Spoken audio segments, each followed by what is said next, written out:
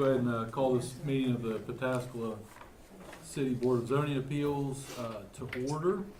Today is November 13th. The time now is 6:30. If you all stand and join me for the Pledge of Allegiance. I pledge allegiance to the flag of the United States of America and to the republic for which it stands, one nation, under God, indivisible, with liberty and justice for all.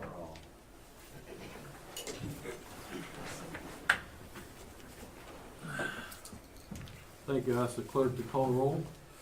Bruce Ashcraft. Here. Alan Howe. Here. Chad McKittrick. Here. Rob Platt. Here. TJ Rotoback. The record will reflect that Ms. Rotoback is absent. She did let us know ahead of time she'd be unable to attend. So move on to old business. On the agenda, number 4A, we have a variance application CU-18-005. This was tabled at the September 11th, 2018 meeting. Staff, was this tabled date specific or indefinitely? Indefinite. So the applicant has requested this remain tabled, is that correct? Correct. Because it is not date specific and tabled indefinitely, I don't believe we need any action to retable, if you will. So if staff's in agreement with just leaving it tabled, if it pleases the board, we will do so. Do I hear any objections? No objection to that. So variance application CU-18-005 will remain tabled. We will move on to variance application VA-18-018. And this was tabled at the October 9, 2018 meeting. It's my understanding the applicant is back.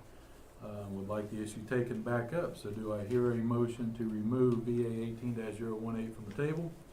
I so move. Is there a second? Second. Discussion on the motion? Roll call, please. Mr. McKittrick. Yes. Mr. Howe. Yes. Mr. Platt. Yes. Mr. Ashcraft. Yes. All right, so I'll ask staff to give their updated report. We'll hear from the applicant. We'll hear from anyone that wishes to speak on it. I will give a little bit of context to how these work, since this is our first one we're going to have before us this evening. All testimony is to be factual and not opinion. It's to be given to the board. If you come to the podium, you have to be sworn in, give your name and address for the record. Staff and the board will then ask any questions they see fit or need clarification, and the board may or may not act on the application at the end. We'll be clear though that all discussion is to be with the board and not with other members of the audience. That being said, staff, please give an update on VA 18-018. Thank you, Mr. Blunkett. I think we have to, Mr. Chairman, review it, remove it from the table. Did we not do so? Did I fail to do so? Did we? Yes. Okay, my apologies. Okay. Just a quick review on VA 18-018. Mr. Segovia is applying for a variance to apply to two properties, the one being 5624 Mink Street and the adjacent parcel to the north. Both those parcels total 11.42 acres and are zoned rural residential. The request is to, he is requesting a use variance pursuant to section 121107-B of the Pataskala Code to allow for the operation of a wellness center. And these first few slides are actually kind of just a repeat of from the previous hearing, but here's an area map. You can see the two parcels here that are adjacent to Mink Street, running north and south. We did go out and take some photos of the existing conditions on the property. So this is standing on Mink Street looking kind of northwest, with the applicant's property running along the side of the road here. The entrance to the property is right here where these chain link fence gates are.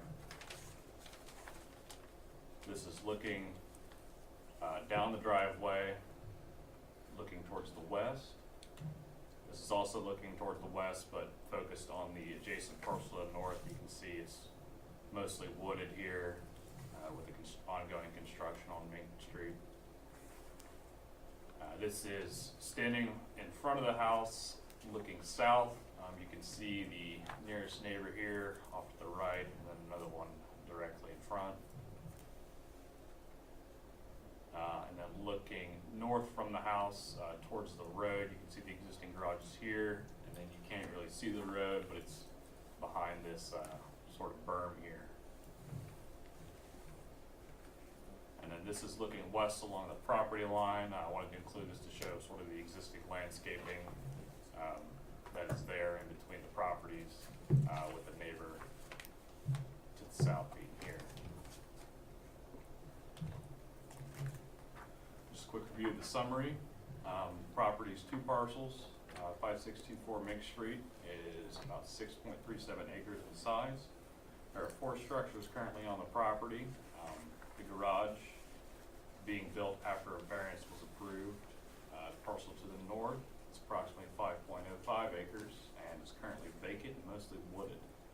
The proposal that the applicant has applied for is the operation of a wellness center, which is to provide classes in yoga, meditation, tai chi, massage therapy, and also mental therapy. Access to these parcels is served via driveway at 5624 Mink Street. And onto the proposal itself, no additional structures are proposed. The original intention, as we spoke about at the last meeting, was to apply for a Type B home occupation. However, there were some restrictions of that the applicant felt would sort of inhibit his ability to operate a wellness center, those being the prohibition on outdoor activities, only 1 non-resident employee, and a limit of 12 customers per day. He wants to use the outdoor space to be available to teach classes. The applicant does not believe the activity will affect the neighbors and or traffic. And the hours of operation are to be 9 a.m. to 9 p.m. on weekdays and 10 a.m. to 6 p.m. on weekends. If you remember back to our previous hearing on October 9th, BZA 180118 was tabled. The board was to provide comments, questions, and maybe possible conditions to staff. Staff did not receive any communications from the board, but the applicant was able to provide a follow-up narrative based on questions that staff posed. In that follow-up narrative, he explained he's to have 3 employees. 2 of those would be 1099 contract individuals and the applicant himself. There's a staggered class schedule, which there's to be no 2 services offered on the property at the same time. And on a busy day, he expects there to be 20 customers, with class sizes ranging from 3 to 4 people for yoga classes, and the counseling sessions to be one-on-one. So here is a scan of that sample class schedule that he's provided. And just gives you a general layout about how the classes will be scheduled. You can see that there won't be overlapping classes here. Kind of gives you a rough idea about how many customers you're looking at per day.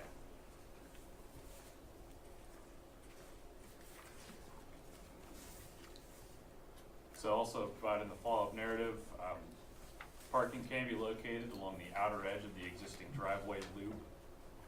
The loop is approximately 450 feet in length, and this was determined by using tools on the auditor's website. And from that, we took the parallel parking requirements from the code stated in section 1291.11. For a parallel parking space, it has to be 23 feet in length. So we just took that 450 and divided it by 23 and got to approximately 19 vehicles that could be parked along the outside of that loop there on the driveway. Proposed uses are yoga, meditation, tai chi, massage therapy, and there was maybe some confusion last time about what the mental therapy was.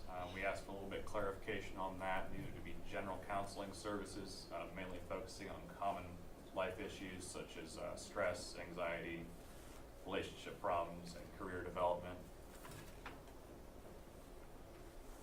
As part of the review for the Planning and Zoning Department, carrying over from our last meeting, section 121107B, to prevent a property owner from attempting to request a use variance rather than engage in the rezoning process. Other zoning districts will allow for the use that he's proposed. PRO is an example of one of those. However, the future land use map designates this area as agriculture/low-density residential. Staff does agree with the decision to prepare a use variance as opposed to rezoning. Rezoning this to a commercial district opens up property to all the permitted uses within those districts. Staff also understands the preference to teaching the proposed uses outdoors. Noise should not be an issue, as yoga and meditation are by nature quiet activities. And the proposed hours of operation that were given are within the Type B home occupation requirements. Providing a little follow-up review for the follow-up narrative. The intent, going off from what was discussed at the last meeting, was to have this variance function essentially as a Type B home occupation. There are 3 sections of code that he will deviate from this variance. The first one being 126703C2, limiting non-residential employees to 1. He will have 2 non-resident employees out of a total of 3. But he wouldn't count as non-resident employees, as he would have to reside on the property. 126703C3 limits customers, clients per day to 12. The applicant expects at least 20 on a busy day. Staff suggests limiting the number of customers per day to that 20. That would be a 66.67 increase from the regulations of the Type B home occupation. And staff believes that regulating it to customers per day would be a lot easier from an enforcement side, rather than going by a per week total. Just so we'd be able to get a good idea about how many people go in and out per day. The third one would be 126704B1, which prohibits outdoor activities. The applicant has said that he would like to hold classes outdoors, weather permitting. And as proposed, the variance would comply with all other applicable regulations of the Type B home occupation.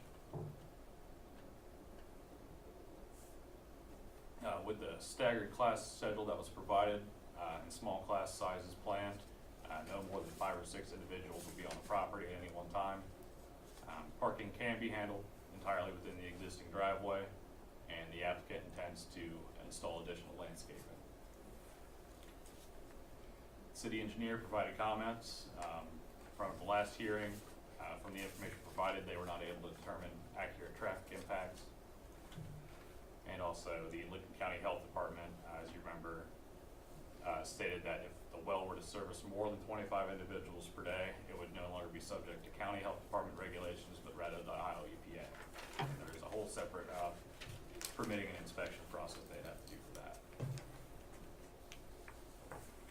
So characteristics of the surrounding property: to the north, it's all zoned rural residential, occupied by single-family houses. To the east, we have it zoned agriculture, and it's currently occupied by a farm field.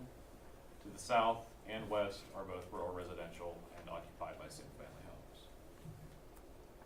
Here are the findings of fact and the additional findings of fact for a use variance. And we've come up with some more supplementary conditions based on the follow-up narrative. The first one being the applicant shall obtain all necessary permits from the City of Pataskala, Lincoln County Building Department, Lincoln County Health Department, and Ohio Environmental Protection Agency prior to operation. 2, the variance shall remain in effect only while the applicant remains owner or part owner of the 2 parcels for which this variance is granted. 3, the applicant shall reside on either one of the 2 parcels for which this variance is granted. 4, hours of operation shall be limited to 9 a.m. to 9 p.m. Monday through Friday, and 10 a.m. to 6 p.m. Saturday through Sunday. 5, permitted uses shall be limited to yoga classes, meditation classes, Tai Chi, massage therapy, and general counseling as stated in the applicant's narrative. And finally, 6, a maximum of 20 customers or clients shall visit the site in a day. I'd be happy to answer any questions you may have. Thanks, Jack. So at the last meeting, board wanted some time to review this, and if it felt so inclined to submit questions to staff. I did not have any, as Jack stated. I didn't receive any, and it was more so for me just time to take it in, digest it, and kind of wrap my head around it. I guess, so I'm clear, and we kinda talked about this last time, other than this, the activity actually taking place outside, this would otherwise qualify for home occupation, and which the applicant wouldn't even be before this board, is that correct? Aside from the outdoor ones, he's also looking to increase the number of customers allowed per day, from 12 up to 20, and from non-resident employees from 1 up to 2. From 12 to 20 customers per day and employees from 1 to 2? Correct. Is that what you said? Okay. Staff didn't necessarily, you acknowledge rezoning as an option, but didn't seem like that made a whole lot of sense in this case.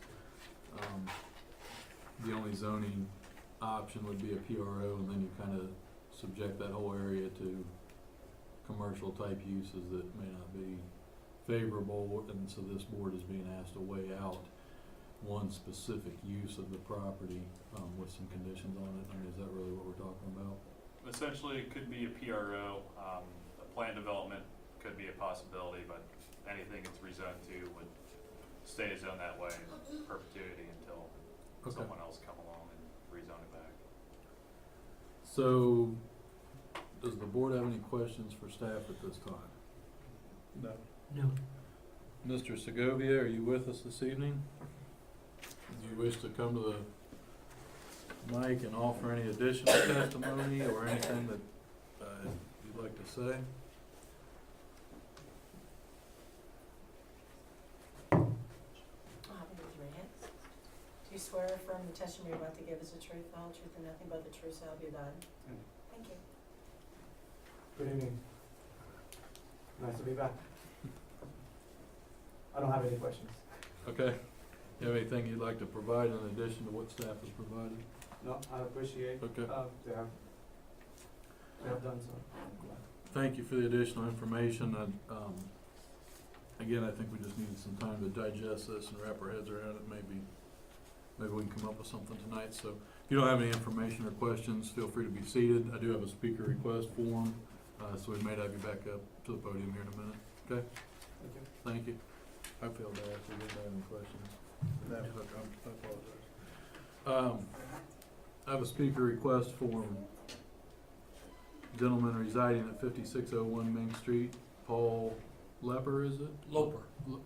I'm sorry? Loper. Loper, okay.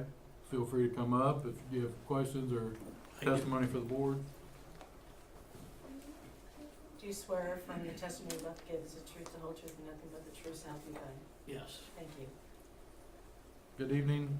Hi. You have, feel free if you have The questions. main question I have is, does this, granting a variance for this, is a set of precedent where when other businesses come during, by this area, that they're more likely to be granted, from this rural, it's supposed to be a rural or a residential rural area, and, once you grant a variance, does this open it up more for more commercialism? Sure. That's a great question. I will respond, but I will also give staff the first opportunity to respond. If you want to ask the question. And that's an excellent question, because with any decision, there can be a precedent set. From staff's perspective, when Mr. Segovia came to us, we offered this option because of the unique nature of what he was looking to do. Originally, the thought was to do it as a home occupation. It would come to the board, and there's limitations on that that are prescribed in the code. Particularly with the outdoor classes, the number of employees and customers became an issue, so we said an opportunity would be a use variance. I think from staff's perspective, when we offered those potential conditions, we were looking to have it essentially function as a home occupation, but just a little bit more expanded.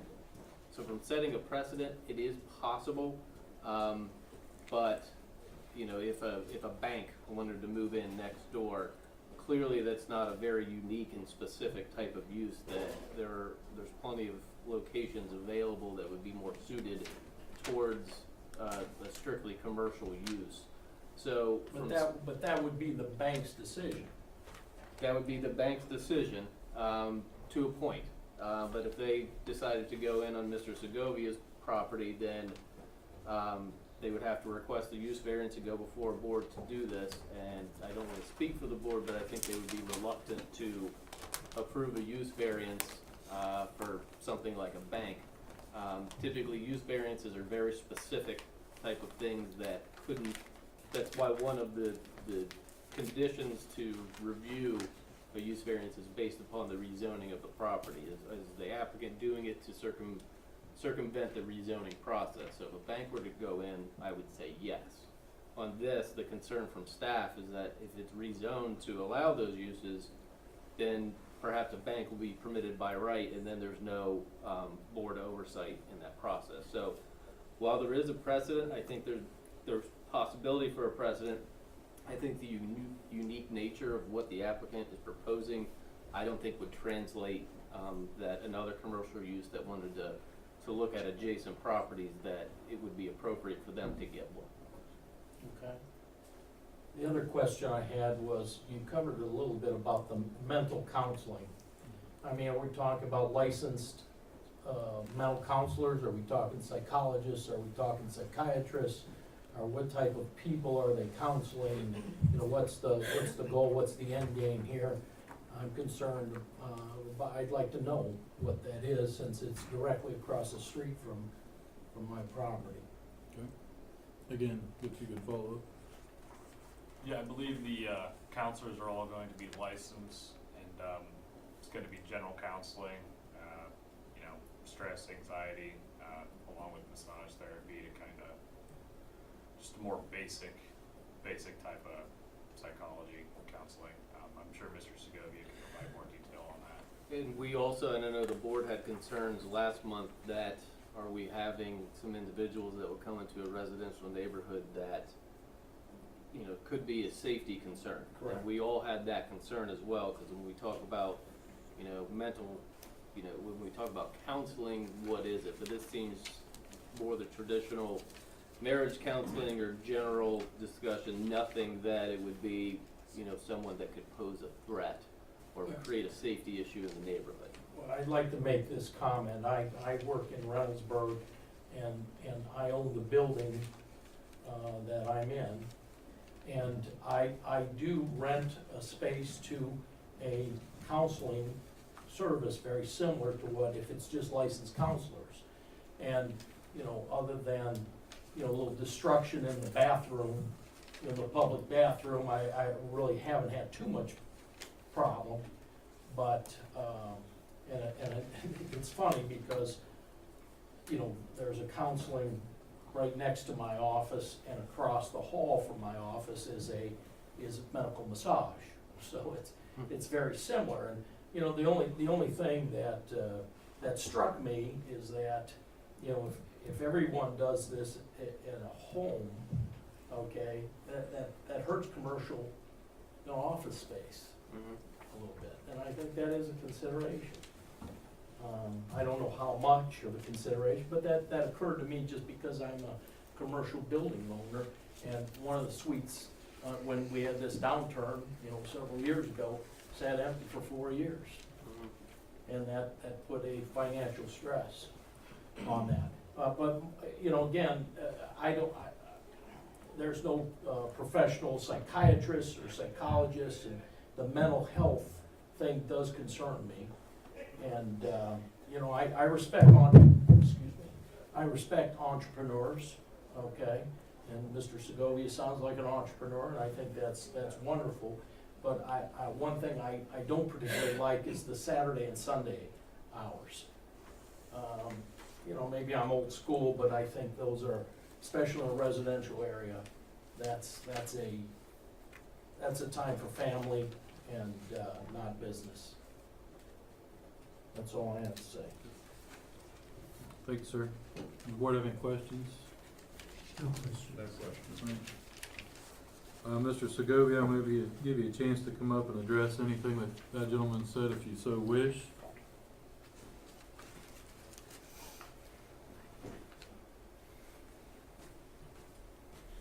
Good evening, Mr. Paul. How are you?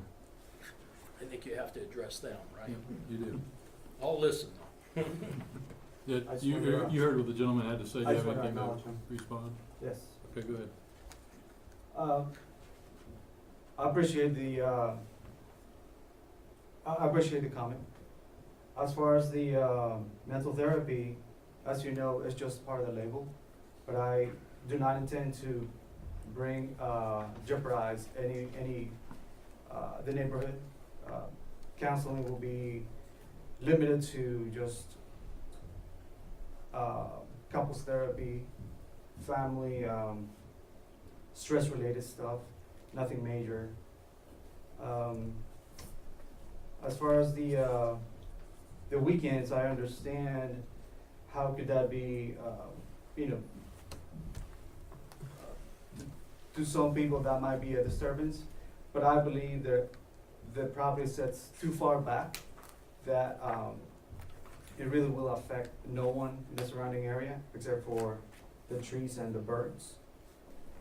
That's what actually, I'm not joking, actually, that's what I see. That is the intent for us to use the land and use the natural ambient. So we just wanna have the relationship with the nature, and the intent is not to disturb anyone. As far as the business and the buildings, the commercial area, I've been placed with a lot of restrictions in which I cannot expand or be of any commercialized. It will be strictly restricted to what has been proposed, and there's some caveats that they have outlined, and I must obey to. And lastly, I understand how doing it in a home environment versus a commercial environment. The vision that we have is to use, once again, the natural aspect, the trees, have the connection with the land, with the ground.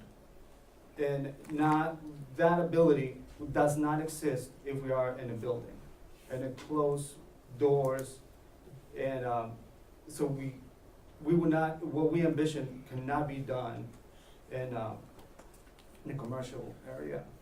So that's what we are proposing, to use our land for it. And I hope that we can do everything we can without disturbing the peace of our neighbors. And if ever is an issue, I'll be more than welcome to address it, have a conversation about it, and see if we can compromise to the point that everyone is satisfied. I'm a believer of having conversations and having an open discussion. So I welcome all the comments. That's all I have. Okay, any questions for Mr. Segovia? No. Mr. Thank- Segovia, just one question. Yes, sir. We may have covered it last month, I can't remember, but is there any music or electronic PA systems or anything? No, sir. Thank you. Okay, thank you, sir. So I said this at the last meeting, I'm just gonna give a couple thoughts here. And I told Mr. Segovia this, or stated this in the meeting. A use variance is the most extreme, I guess, request, if you will, that could come before this board. Variances from side yard setbacks and things like that are another animal. Even conditional uses are something different, but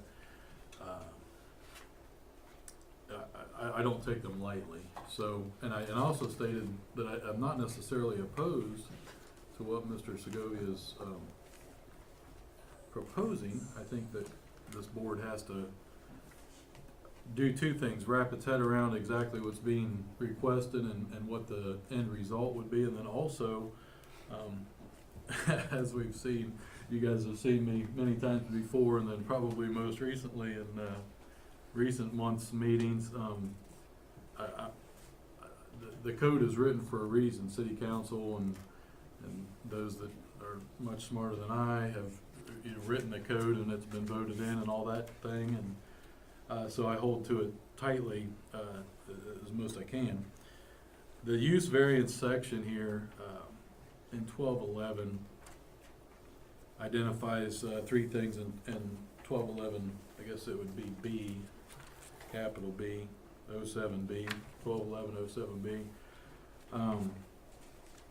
And it states use variances shall be allowed only in the most extreme of circumstances and only upon a showing of unnecessary hardship.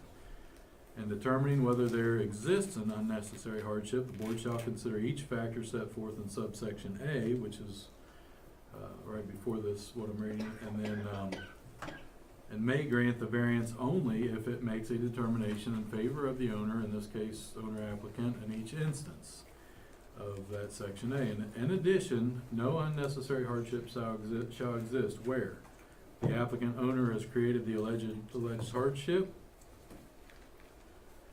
or B, the board finds that the application is primarily made for purposes of convenience or profit, and C, substantial ground was offered in support of the application, basically saying that there's existing other uses, like uses in the area, kind of like what the gentleman said, a precedence already exists, to where you would have other things in the same area. We're stuck in one of these. I agree with staff's thought of the home occupation route, or I'm sorry, the use variance route, because this is similar to an occupation. The thing of it is, we're going beyond a home occupation, right? And so we have to decide, are we willing to grant this outside of a home occupation? To me, a home occupation is a home occupation. The intent of it is for your hairstylists and your CPAs and your people that have people in their office and or in their home, and it even goes as far as, I think it's, staff can correct me if I'm wrong, I think it's 15% of the square footage is the maximum that can be used for a home occupation. So we're exceeding staff, we're exceeding car traffic, and we're exceeding the limits of the property that can be used for this. I think the code is very clear. It's a big ask, Mr. Segovia, to be honest, to go this route. So I don't know. I think it's something that we need to think about. Subsection A is our normal things that we go through in our findings of fact. And there's not a lot in there. You know, it's not like governmental services will be affected, or you know, it's not necessarily a detriment to surrounding properties and things like that, assuming that it operates the way that you've proposed. What gets me then is when we go on to this section B that's specific to use variances, the hardship, if one exists, and that's the basis for the board approving something like this, is if there's a hardship, there's really no other good use of the property, or there's other like uses around it or something like that, that would be the hardship. In this case, you're asking this board to, I guess in essence, approve you creating a hardship, really, because the property is zoned residential, it's used residential, and so are the surrounding properties. The second one, as I said, the board can't grant it if it finds that it's for the purposes of convenience or profit. I mean, this is a business, obviously for profit. And we don't have, the third one, we don't have neighboring uses that would justify granting this. So all that said, again, I'm not opposed to it. I have concerns that we're extending, in essence, or going outside the circle of what a home occupation encompasses. And I have a little bit of concern. I agree that the PRO is not the way to go. There are planned districts that it can be rezoned to. And you can give specific uses in planned districts when you rezone, even so much as you can just have one or two uses if you wanted to. So all that being said, I think in the end, for me, just as one board member, again, I'm not opposed to the use. I don't know that I'm in favor of the avenue that we've gone, and I don't know that staff had a better, option to offer you other than to ask this. I just have to weigh out, for me as a board member, am I comfortable going against what the zoning code says, that this board has to consider and rely on when granting a use variance? So, I don't know, I don't believe I can support the application. I'm just being upfront with you. I'm just one of 4 board members though. I think that rezoning is the way to go, and that gives the city council the ability to weigh in. It gives planning and zoning.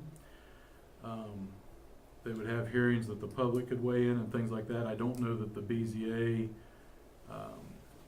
the intent of the BZA is to grant a use variance outside of the authorities that were given here just to try to approve a home occupation that's outside of a home occupation, I guess is the best way I can say it. So, I don't know how you all feel or what route this will go. If ultimately this does not get approved, I would say that that I would support a request to council to waive fees in the same amount that he's already spent to come before us in a rezoning application. That would be up to council. Those are kind of my thoughts on it. I'm happy to hear from anybody else on the board. Or we can close it all together and move on it and have discussion then. It really doesn't matter to me how you do it. Well, I think for me, I think the concern raised by staff is that, you know, if this is if Mr. Segovia goes through a more permanent zoning change, then it opens it up after Mr. Segovia is long gone from us, because we all pass away at one point, or we all move. And, you know, this is, people who have intended or stated their intent that they would like our city to be partially rural residential, that this route is the more acceptable route of limiting a specific use for this specific applicant while he's present on this property. So I would probably prefer this route as opposed to changing the zoning permanent. Yeah, I have to agree. I don't think changing the zoning permanently is in the best interest of all the neighbors. It might suffice for this business, but it wouldn't be good for, potentially wouldn't be good for everyone else. I think, my concern, I look at it, if I was a neighbor, how would I feel? And I don't see it as being disruptive or, you know, anything. I'm not opposed to it. Mr. Ashcraft, you have anything? No. I have a follow-up, couple questions for staff. At the last meeting, we talked about the legal authority of the BZA to only, or to grant a use variance that only remains in effect while the property is under the same ownership. Was that followed up with legal counsel? Are we sure that we have that authority, that we can put a use variance on a property, on a parcel that is contingent on ownership? You can do conditions and safeguards as you see fit. I think at the last meeting we discussed in the code that there's a provision that allows Board of Zoning Appeals to add conditions to approvals. Okay. We heard from the one gentleman the concerns of some of the counseling type uses. I've heard from the board hours of operation concerns, and or maybe I didn't hear that, but I heard that in my head because I had that thought. But then traffic also. Any approval, as you know, can carry conditions, and we can kind of dictate them. I guess, does the board have any concerns with the conditions that are being proposed by staff? The only thing I would say is on number 5, I don't know that, I think that what I'm wrapping my head around, the yoga, meditation, tai chi, those things being outdoor, I agree that those are quiet, and I don't see that those are a detriment, possible detriment to surrounding properties. I'm by far no expert in counseling and therapy, those types of things. Thankfully, I don't know a whole lot about that. I'm thankful for that. That being said, I guess I'm wondering if I might be able to support something that removed maybe that use, maybe cut down on hours of operation to mean 8 o'clock at night, Monday through Friday. I mean, a normal business generally operates 9 to 5, and then weekend hours go until 6 o'clock. I guess those are some things I think I'd like to see some discussion on, and possibly, maybe we bring Mr. Segovia up and ask if he's, would be accepting to some of those changes if the board saw fit. Those are things that I think should be considered.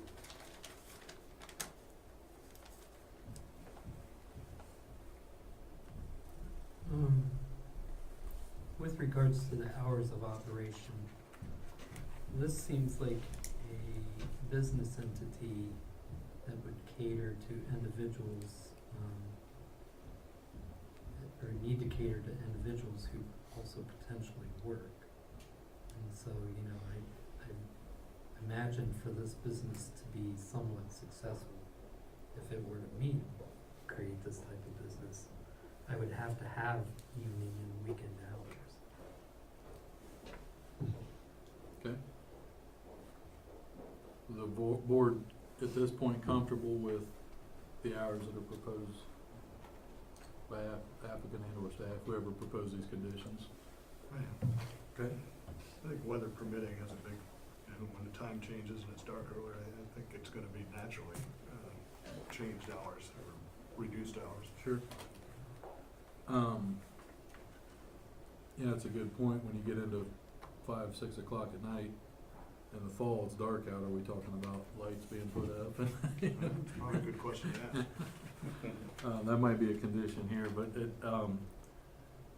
what about the uses? Do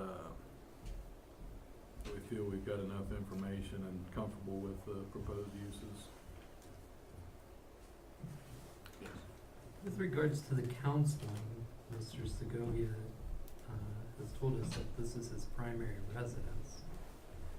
And I understand Mr. Loper's concern. This was the same concern I had at the last meeting with regards to safety. And, you know, 'cause when we think of mental health, a lot of us have negative images of that, especially with our mass shootings that we had recently.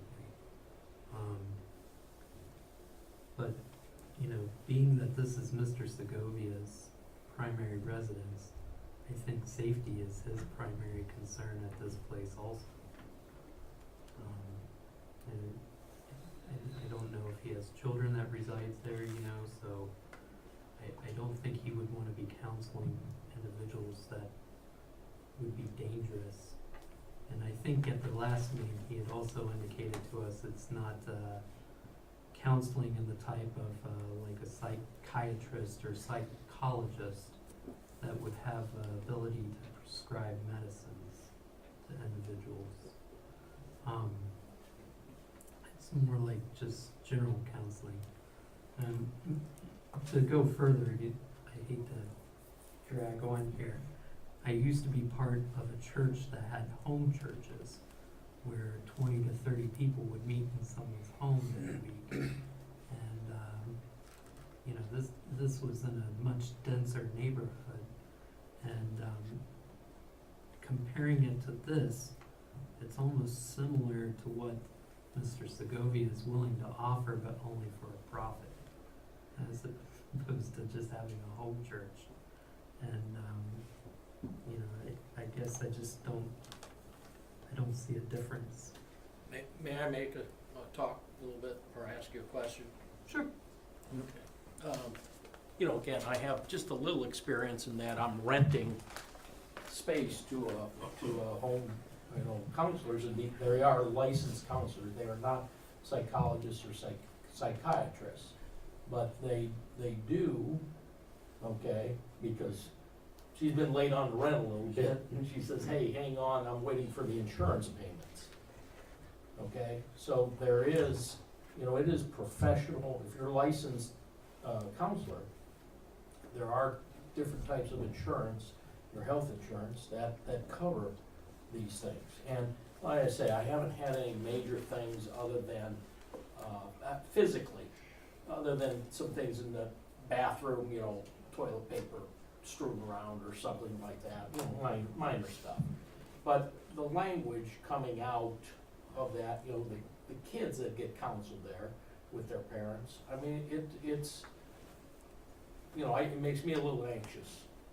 Makes me a little anxious. And, you know, there's a lot of swearing and I don't wanna say violent behavior, but it's, you can tell that these people are emotional, okay? And I get it. I mean, I've done rotations through Harding Hospital and, you know, I've had a relative in Harding Hospital, and I've been exposed to it. I understand, you know, a little bit, maybe more than the average person about mental health. And, it does, that's the main thing that concerns me. Sure.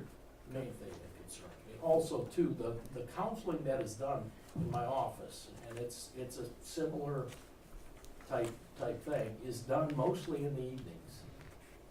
Mostly in the evenings. I mean, they don't get there usually till 3 or 4 o'clock, and then they're there till about 8 or 9.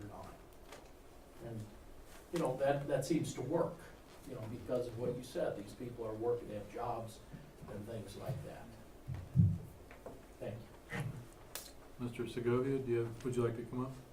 Do you have anything additional you'd like to add or respond to? I have a question for Mr. Segovia. Okay.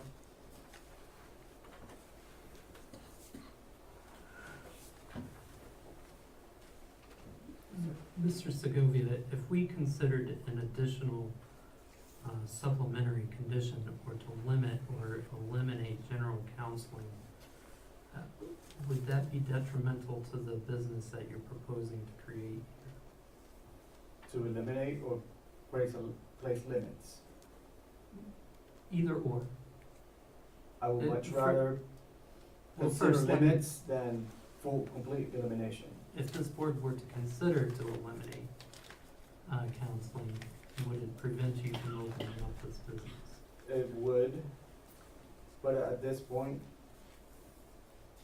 I will have to consider that, yes, because, that is one of the major points for revenue for us.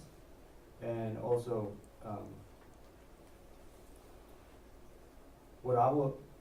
if this were to be the route that you must take, I will ask to allow me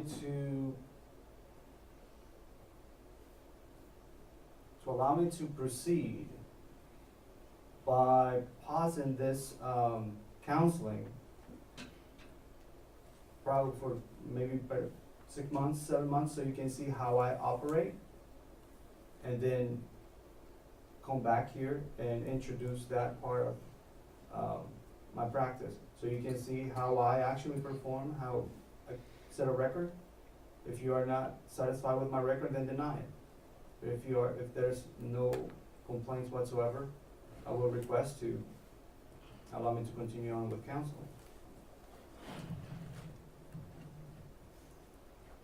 Counseling to me is, we are limiting to the most basics with professionals, definitely with professionals, we're not, and as you can see, right now I only have one, and I intend to stay with one. But it's also, if you can look at the schedule that we have proposed, they're not going into the evening. We already have, a proposed schedule just to go, I believe, early hours of the afternoon.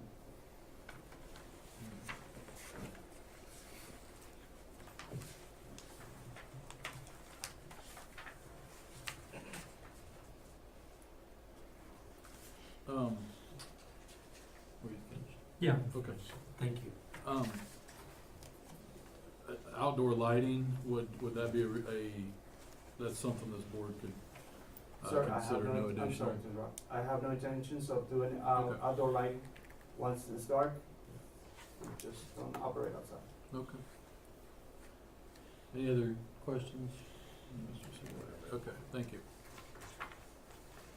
For staff, can this board approve, I think I know the answer, I just wanna hear from you. Can this board approve a use variance,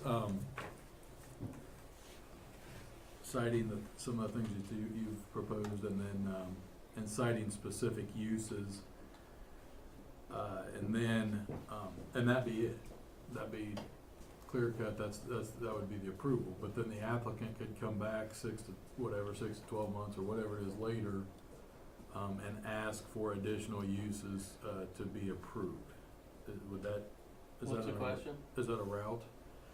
Can the board approve if the applicant's asking for whatever 6 approved uses, permitted uses, the board agrees to grant 5, does the applicant have the ability to come back at a later date with a new application that would add a 6th use? Yes. Okay. Can the board approve something? I don't even wanna go that route. Okay. I think that's it. So I'm seeing that, we would add a number 7 that would say, no additional outdoor lighting. Or sound.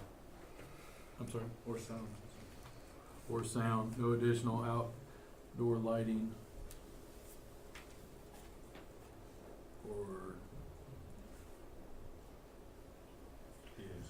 PA/public address / sound, I would just say amplification of sound. or no additional outdoor lighting or sound amplification. Sure. Okay.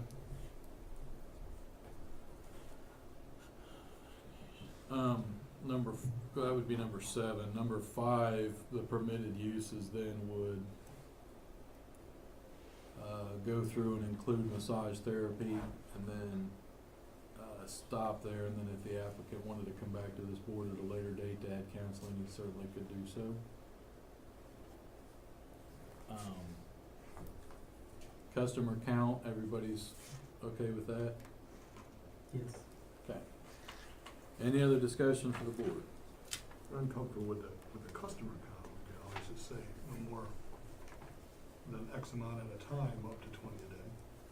Cause he has them spread out pretty well. Yep. 20 customers or clients shall visit the site in a day. You're okay with the wording, the way it is? Yeah. Okay.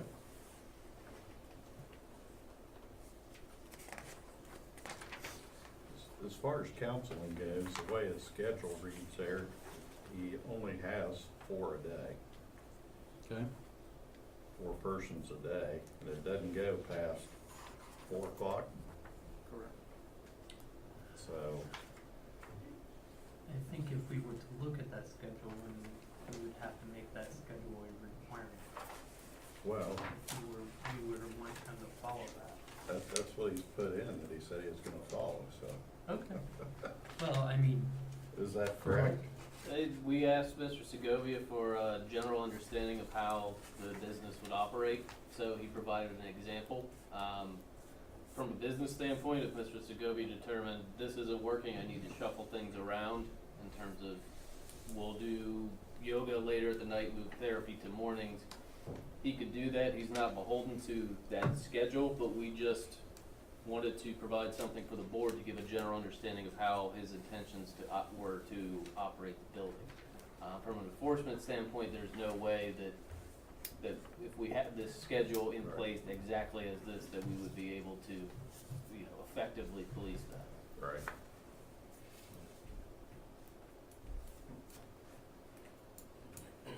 So where are we at on number 5?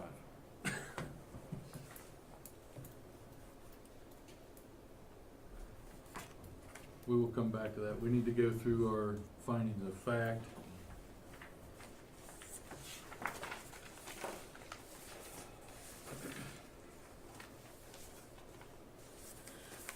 Okay, nothing else for the board, right? From the board, no questions, no additional testimony from anybody here, staff? All hearts and minds are clear. yes. Okay. We'll go through findings of fact as required by the code. This would be pursuant to section 121107A1.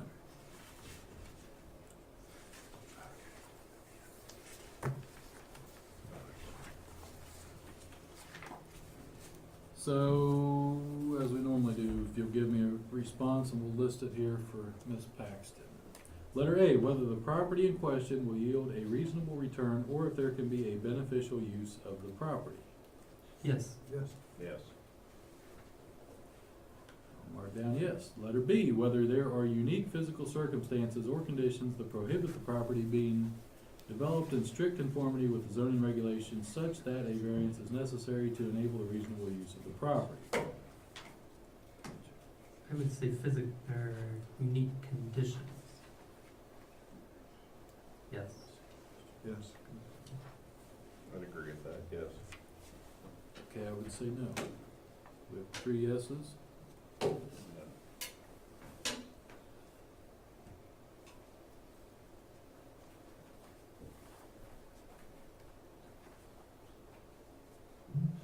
The property's been developed as a residential use. The question is whether unique physical circumstances that prohibit it from being developed in conformity with the zoning regulation. I'm reading here, physical circumstances or conditions. So is it a physical condition or a physical circumstance? Or both? Either or. Unique It says or physical conditions. circumstances or unique physical conditions, is the way Okay. I read that. If it's a unique physical condition, then I'd say no. You say no? Is it, did I hear you correct? If we're re-approaching That's the way I this, read it, yes.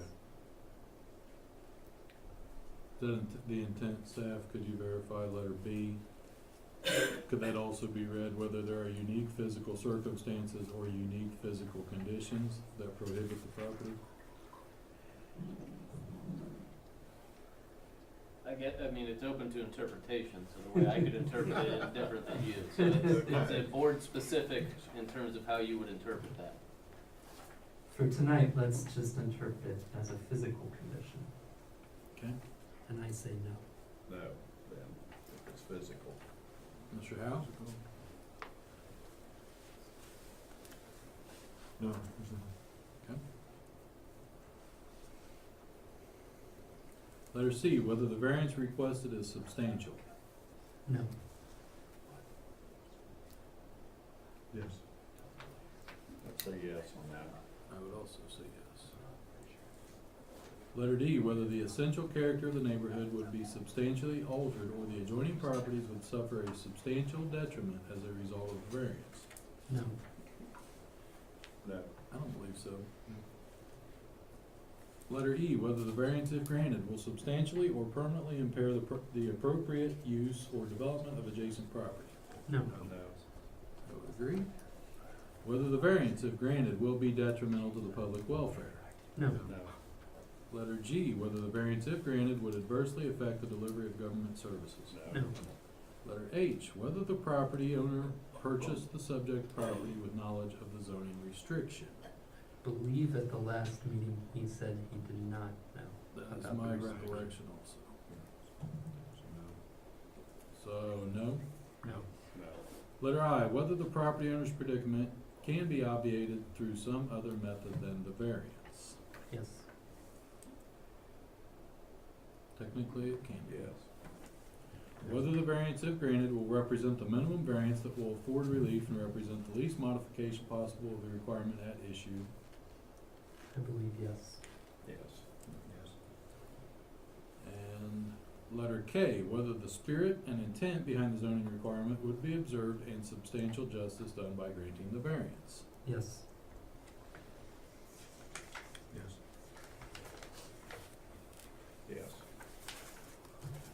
So Ms. Ms. Ashcraft, Ms. Paxton, for the record, I have letter A is yes, B no, C yes, D, E, F, G, H as no, I, J, K as yes. Do we also consider the additional factors?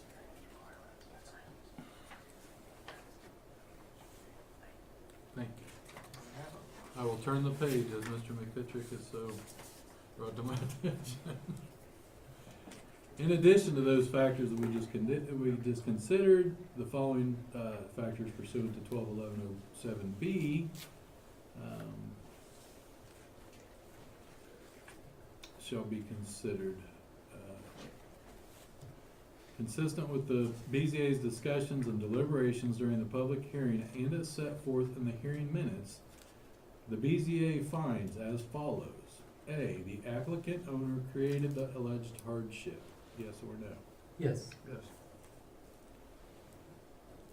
where it says intent, yes. Intense, yes. Letter B, the board finds that the application is primarily made for purposes of convenience or profit, or whether there are unique physical, is that supposed to be in there? I don't have a copy of that. Looks like it.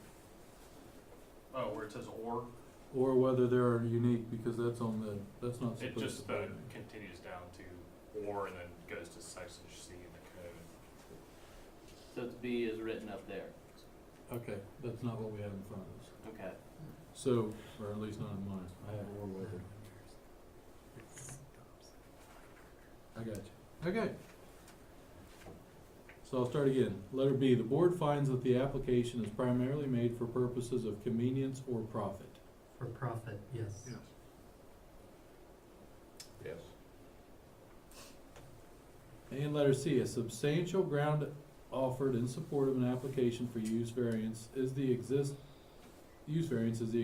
of other non-conforming use of neighboring land, structures, or buildings in the same zoning district or in other zoning districts. For this one, I would say no. I would say no also. Yeah, no. No.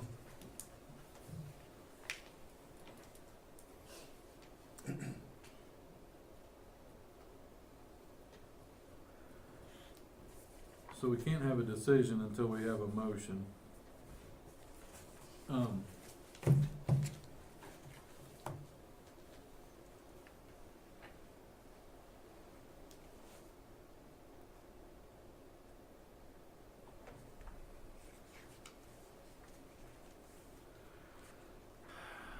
I'm back to letter B here, as I stated before.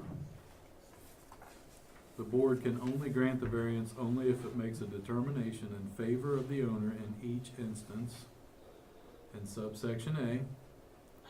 And then additionally, no unnecessary hardship shall exist where, and then you have A, B, and C. So you can't grant it based on unnecessary hardship if you find A, B, or C to be yes. Or I guess I should say, not in favor of the applicant owner. Well, when I read A, B, or C, I view that as a wording that is creates an alternative. So if we find in favor of the applicant in one of those factors, then I think we would have the ability to approve the motion. And which one do you find, one or ones do you find in favor of the applicant?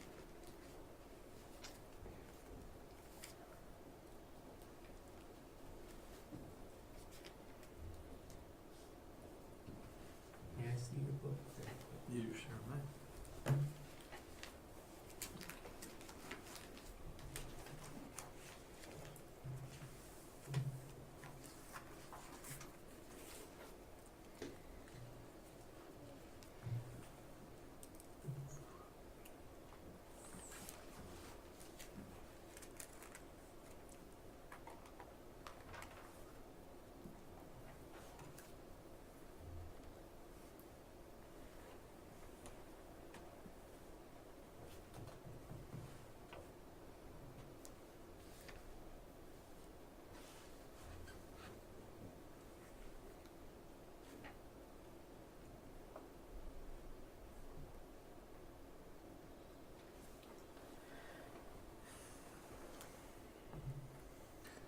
Any other discussion, questions from the board?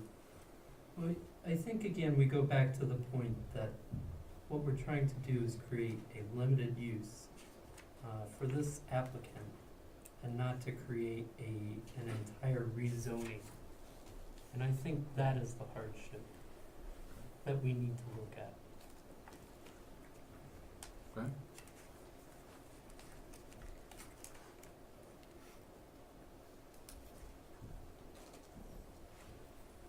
Because and this is in support of Mr. Loper's concern, you know, what kind of precedent would this set? I think it sets a much more dangerous precedent, if we were to push this over to another entity, such as city council, to rezone it, and then it becomes a permanent rezoning. Can I say something? I didn't come here to kill this thing. I just wanted some questions answered and know, you know, what's going on and made sure everyone's aware of this. And like I say, I like the entrepreneurial spirit and I get what he's trying to do. I do. Understood. Mr. Fulton, do you have any further guidance? And I guess I can, you know, just touch again on our discussions with Mr. Segovia through the process, that, you know, we ran into the roadblock with the home occupation, so the options became use variance or rezoning. And as we've discussed, we rezoned this to a commercial district. That district now is rezoned, and it's, you know, all the permitted uses are permitted on that property. So for example, I used bank earlier, it'd be a bank. The other option would be rezone the property to a planned district. So that is very specific in terms of what can be there. And it's written in the text, it's shown on a site plan. Typically we see that more with subdivision, something that's a larger scale development with more intricate plans. As Mr. Segovia stated, he's not planning on adding any additional buildings. It seemed like there was a lot involved with going that route that didn't need to be arguably discussed for something of this nature, since it's much more involved than what's essentially amounting to a home occupation, quote unquote, plus. The other issue with rezoning it to a planned district that we foresaw is then, now that's rezoned to a planned district. So if someone, let's say Mr. Segovia was a planned district, he did this, 10 years later he said, I'm done, I'm moving, it goes away. Then if someone wanted to move, and we'll go back to a bank again, it just has to appear before the Planning and Zoning Commission. If they say yes, it's a bank. So we're treading that rezoning line. While I can see that in some instance we have had use variances that people have attempted to circumnavigate the rezoning process, this was such a unique situation that we felt it was more suited to go the use variance route. And we've kind of, through some of our suggestions, tried to craft it that it would essentially function as a home occupation. That's why the hours of operation are that of a home occupation. The number of employees today, per day only goes up 8. The customers, only goes up 8. The number of employees only went up 1.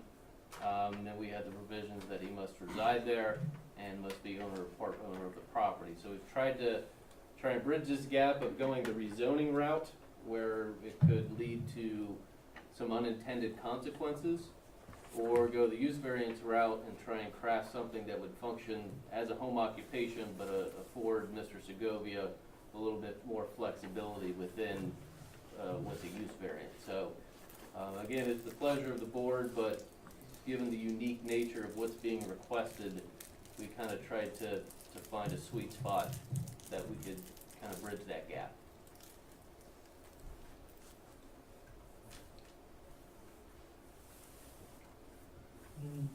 Do we know of any other use variances around that area? I know of none. The last use variance that was approved by the city to my recollection, there's the cafe, downtown.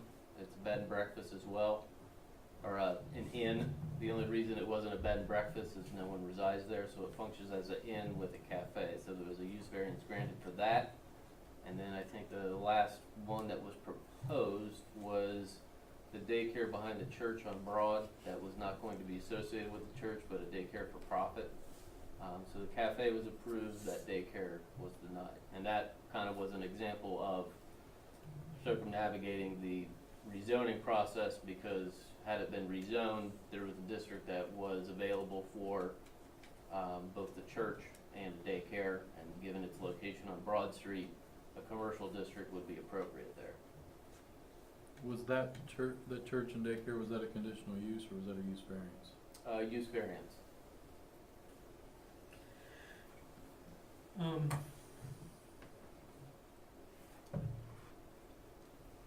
After hearing Mr. Fulton again, I don't think that Mr. Segovia is intending to create the alleged hardship. I think that the alleged hardship is created by the totality of the circumstances that we have in this situation. And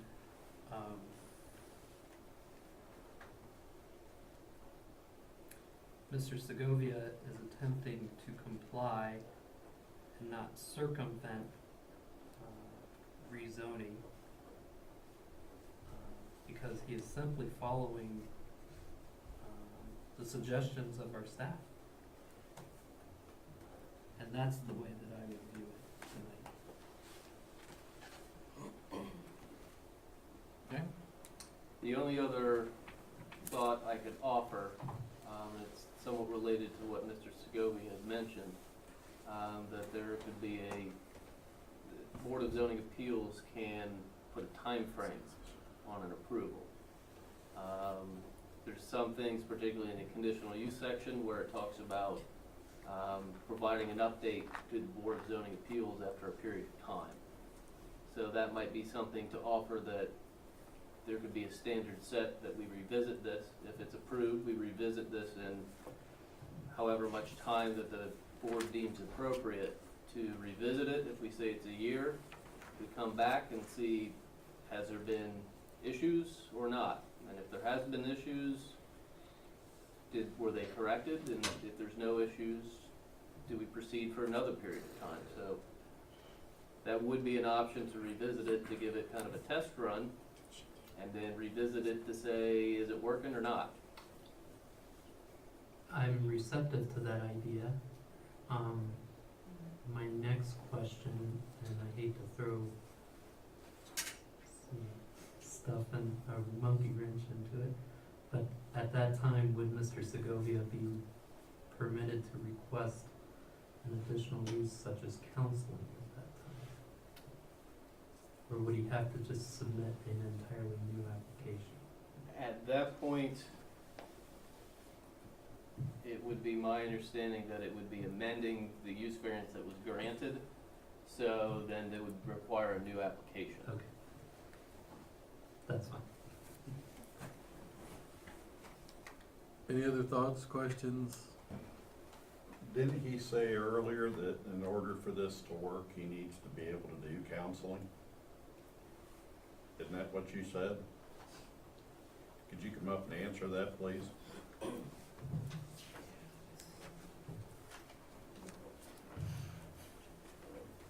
Thanks for the opportunity to speak. Yes, that's why I was requesting a gap. So I was not requesting to remove it completely off the table. My request was just to allow me to show the way of operations, and then after your satisfaction, allow me to continue on with the counseling instead of coming back and requesting a new application for counseling. Then I would propose that we go with what the staff has recommended, and just add that whatever you wanna do, 6 months, 9 months, a year from now, we review it. Staff can let us know, and if there hadn't been any problems, then it's okay. I mean, I don't see any reason not to go that way. Okay. Thank you. I think that works out, but I would say, my recommendation would be a year, want to go through the full season. That's fine. Okay, anything else for Mr. Segovia? Okay, thank you, sir. We would have a number 8. Yeah. Yes.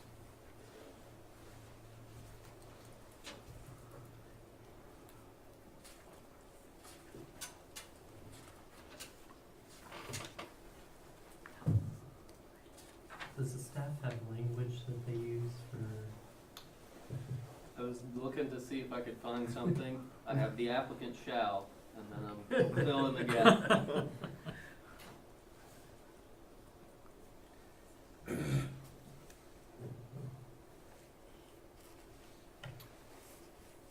For example, in the conditional use section, it says the Board of Zoning Appeals may, at its discretion, require that upon the issuance of a conditional use permit, the conditions of the permit shall be subject to periodic review to ensure compliance with the terms of the permit. Can you cite that section? That is 1215.05G.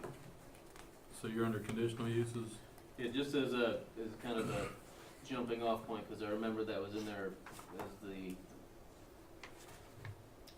the discussion on periodic reviews, so. so it would say something like the application or the use variance shall be subject to a 1-year review? Yes, I think the applicant shall, or the use variance application shall be subject Review to a ensure 1-year compliance. review, at which time the Board of Zoning Appeals may allow it to continue or adjust as appropriate or something along those lines. You got it? I'm trying. It's right here. It's right there. It's really easy. Guess who forgot his book? You won't forget next time.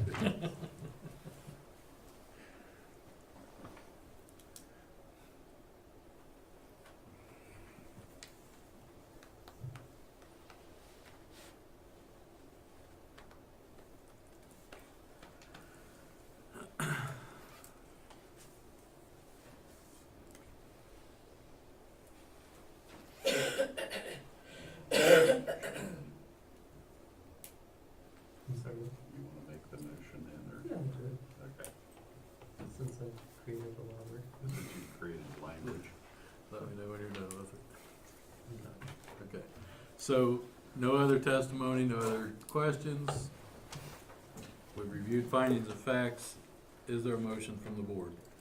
I so move to approve a use variance pursuant to section 1211.07B of the Pataskla Code for variance application VA-18-018 with the following supplementary conditions. 1. The applicant shall obtain all necessary permits from the City of Pataskla, Licking County Building Department, the Licking County Health District, and the Ohio Environmental Protection Agency prior to operation. 2. The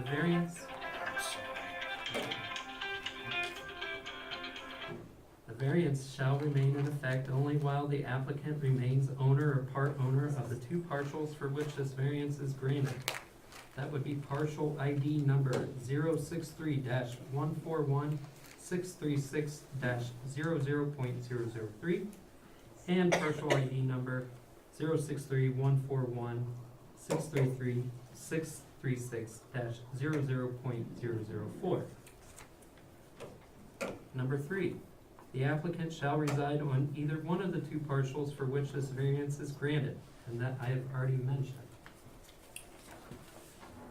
Number 4, the hours of operation shall be limited to 9 a.m. to 9 p.m. Monday through Friday, and 10 a.m. to 6 p.m. Saturday through Sunday. 5, that the permitted uses shall be limited to yoga classes, meditation classes, tai chi classes, massage therapy, general counseling as stated in the applicant's narrative. 6, A maximum of 20 customer or clients shall visit the site in one day. 7, no additional outdoor lighting or sound amplification. And number 8, the application shall be reviewed by this board in 1 year to ensure compliance with the terms of the permit. Second the motion. We have a motion and a second. Is there any discussion? No. I would simply say that, I'm glad there's 4 or sometimes 5 of us. I stated my concerns earlier, so I respectfully can't support it, simply because of the zoning text, and my concern is, the intent of the zoning district is residential. There are other areas where you could have a business type use.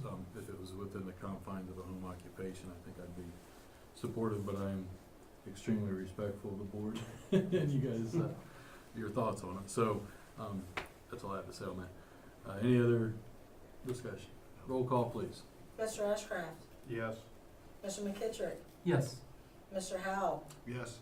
Mr. Platt? No. Mr. Segovia, congratulations. Your application has been approved.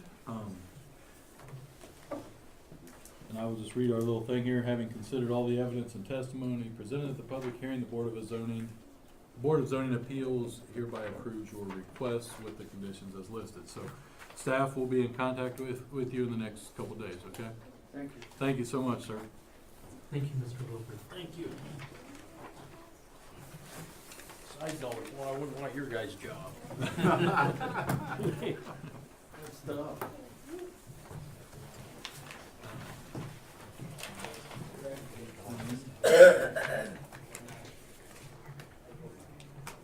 Okay.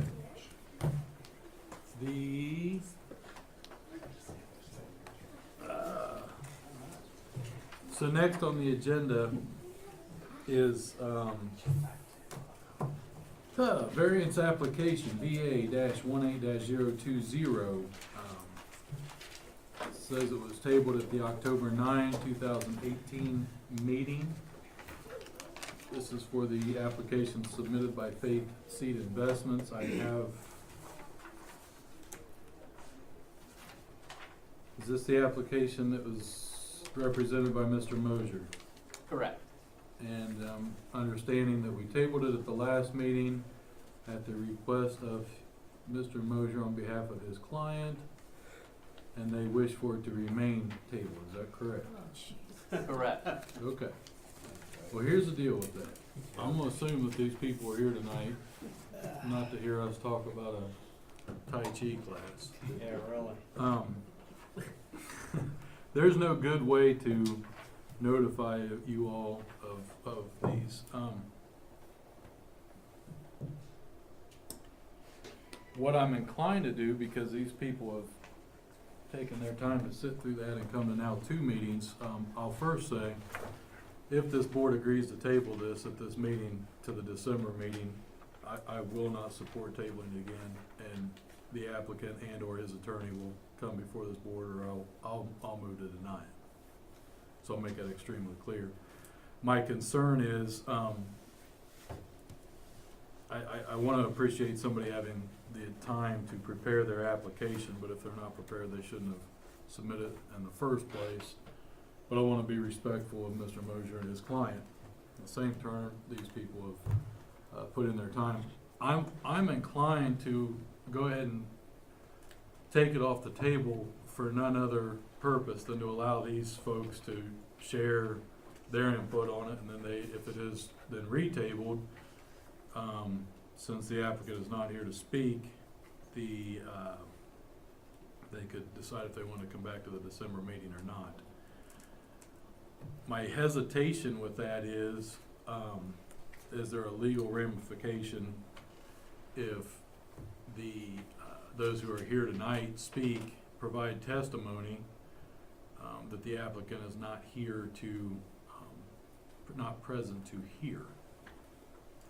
So I guess my question to staff is, this meeting is recorded, is it not? Correct. And these questions and this testimony and things that might be presented by those in attendance could be provided to Mr. Mosier and or his client so that they could prepare for the December meeting, is that correct? Correct. After the Board of Zoning Appeals hearing, we take the recording and put it on our website, so it's available to anybody who would like to listen.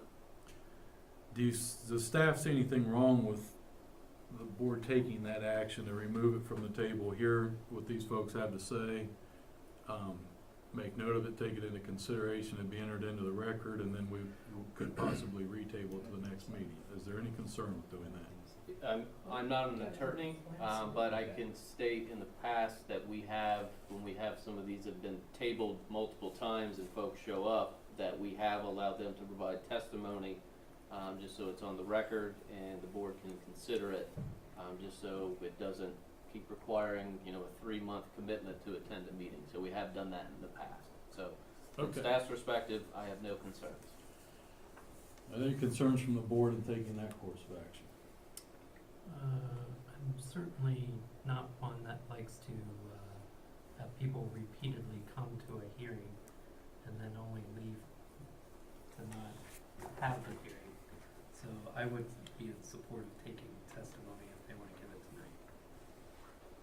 tonight. The other option is for the board to take it off the table, deny it, and tell the applicant to come back when they're ready with a new application. The board does have that option to do. I spoke with Mr. Moser prior to the October 9th meeting when they were talking about tabling it and how that process works. I said typically the board, if it's requested, the board will table it. However, that is not a guarantee, as the tabling request to be approved would have to be honored by the board. So they're aware that you can request a table, but there is no guarantee that it will be tabled. And we tabled a date specific to tonight's meeting, is that correct? That is correct. All I'll say to the board is if we decide to take it off the table, I would like to hear from those in attendance. If we're not gonna go that route, I would suggest that we take it off the table, deny it, and make the applicant come back when they're prepared. What I'm not supportive of is just simply leaving it on the table or just untabling to retable, for lack of a better. My question of staff is, does he have intent to come back next month at all? Or is that kinda up in the air? I would assume that the intent is to come back. That being, But we don't know really when, for sure. we don't know. Because again, he does have the option to request next month and the following month and so on. No, But no, he it doesn't. would be the board. But don't we have the option to deny it at that time? That's correct. It's up to the board to determine if they will approve a tabling or not. The harm to the applicant would simply be another application. That is correct. It would be a new application, new fee, the whole thing over. But we still have citizens that have come back and may have to go through the whole routine with another application. That's correct. There is the possibility of that. My suggestion is we take it off the table and give the citizens a chance to talk. I move we take the application off the table so we can listen to the people that are here. It'll be on record. I'll second it. There's been a motion and a second to remove from the table variance application BA-18-020. Is there any discussion? Roll call, please. Mr. McKittrick, Yes. Mr. Platt, Yes. Mr. Howe, Yes? Mr. Ashcraft. Yes. Okay, I'm of the understanding that all, or if not the vast majority of you all are here to speak on this. I have no speaker request forms, or at least I guess I'm assuming you wish to speak on it, maybe you just wanted to hear about it. I have no speaker request forms. All right, is there anyone here that wishes to speak? Please come forward, state your name and address for the record, you'll be sworn in. I would simply remind everybody here, this board has to consider testimony and evidence and not opinion. That's all I have to say at this time. You, be sworn in. Raise your hand. You swear or affirm the testimony you're about to give is the truth, the whole truth, and nothing but the truth, so help you God. I swear. Thank you. Ma'am, before you get started, name and address for the record, did you give that? My name is Mary Jenny. I live at 65 Benton Street. I will make you aware, if you're not, this board has not even heard the application yet to know the contents of it or even what's being considered. What we have stated is that we do want to hear from you all since you took the time to be here this evening. So please feel free to share anything on it that you might understand as it's contained in the application. I appreciate that because we've waited for 2 months for this. I Thank you. understand that. I've lived at 65 Benton for over 12 years now. And I'm a proud owner and I take care of my yard and it ups the property value of the neighborhood and doesn't decline. Pataskala's a great little town to live in. And the way things are going in this particular house at 21, it's degrading Pataskala. I have people that come from my friends that visit me and say, what's going on down here? It looks like a junkyard. Okay, for the shed that he wants to put up, he's already put it up. We understand with no legal authority to put it up. It looks like a garbage house, I'm sorry. Variances, he has a barbecue truck, which is a commercial truck, that has not moved, has sat there for as long as they've lived. It has not moved, it has no tags. They have anywhere from 4 to 5 cars, plus 2 trucks, an RV, a huge smoker, plus a child's gym set, which I've never seen any little kids around. They have tons of boxes, furniture that you would literally have inside your house, outside. And it's, I'm sorry, I don't want to see rats in our neighborhood. I don't want to see bugs in our neighborhood. And I'm thoroughly against all of this. And it's just, I mean, people can't even walk down the sidewalk because his van's, the RV's there. From what I understand, he doesn't even own it. He hasn't paid anything on it. He's got fines that I understand that he hasn't even paid yet. So, to me, is he gonna be here next month? I don't think so. They'll put it off again. So, I thank the board for giving me the time to say my piece on this subject. And I want our little town to remain a town that you can walk into and say, this is a beautiful little town. And the people have respect for each other and their property. Thank you. Thank you, ma'am. Thank you, ma'am. Any questions? Oh, I'm Staff, sorry. That's okay. go ahead. Do we have any questions for her testimony? No, Okay. I don't. Thank you, ma'am. I have I'm one sorry. for staff though. Okay. Thank you. Thank you. This application is for 25 Atkinson Street, and as near as I can tell from the photo, that's a different one? Okay. I don't see that. We'll get to that one next on the agenda. Okay. I promise. Okay. Is there anyone else that wishes to speak this evening? Again, we've not heard the application yet, but we certainly want to hear from you. Yeah, it makes so. it hard. Well, that's why I couldn't find it then. You'd state your name and address for the record, please. Do you swear affirm the testimony you're about to give is the truth, the whole truth, and nothing but the truth, so help you God? I do. Thank you. My name is Sarita McDaniel. I live at 64 Benton Street. And I came to listen. I researched it a little bit to see what they wanted or needed, but I have to concur with Mary. I bought that house in 2003. So, beautiful neighborhood until about the last year. So things have changed, a lot of animals, a lot of dogs, a lot of barking, a lot of noise, a lot of complaining, a lot of seeing the police there, a lot of seeing the dog catcher there. It's totally different than what we've had the last 15 years or so. So I'm concerned. I wanted to come in here, yes, if somebody built onto the garage or onto the fence or whatever, they have to pay the fines. It has to be legal, I know, because I was gonna build a garage and I understand how it works. So I just want everyone to be treated the same, which I think you guys will. So I came mainly to listen, but yeah, the concern is the waste and the trash and the dog waste and the line that gets sprinkled. It's just terrible over there. I don't know where to go to or who to complain to or what a next step would be, besides maybe coming here and just listening to see what's going on first. You know, so that's the main reason I came. And I would come next month and the next month and, you know, whatever it takes, I'll do that. But yeah, just the neighborhood's changed and it's kind of scary. I'm not a gossip person who gets into the neighboring, you know, I just want to be good neighbors. You take care of your property, I take care of mine.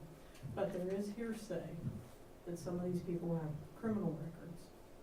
That concerns me because I have grandkids.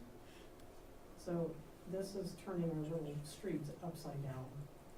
So that's what I wanted to say. If anyone has any questions, you can ask me. Thank you, ma'am. Thank you. Is there anyone else that would like to present evidence or testimony to the board? Can I say something else? You sure may.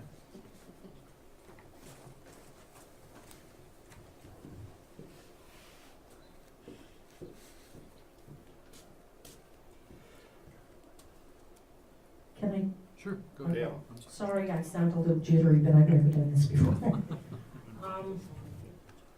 From what I heard when I called into, the zoning commission, that they were having a kennel with this shed. Now, I understand we are single-family homes. When you do that, you're putting a business into that single-family home. And from what I understand, that's not allowed. You're allowed, I think it was 2 dogs, something like that. And they have quite a few puppies, a lot, and they're selling them. That's a business. And it just, and as Sarita says, I've heard the gossip as well. And I have heard that it gets rough over there. That house is located right next to a church and less than a block away from an elementary school. It's not right. Absolutely not right. My grandchildren are grown up. But as for the other children, which I have 2 little ones that live in the house next to me, 2 that have moved into the back of me, all over. And like I said, we want a peaceful neighborhood. We want a neighborhood that we can be proud of.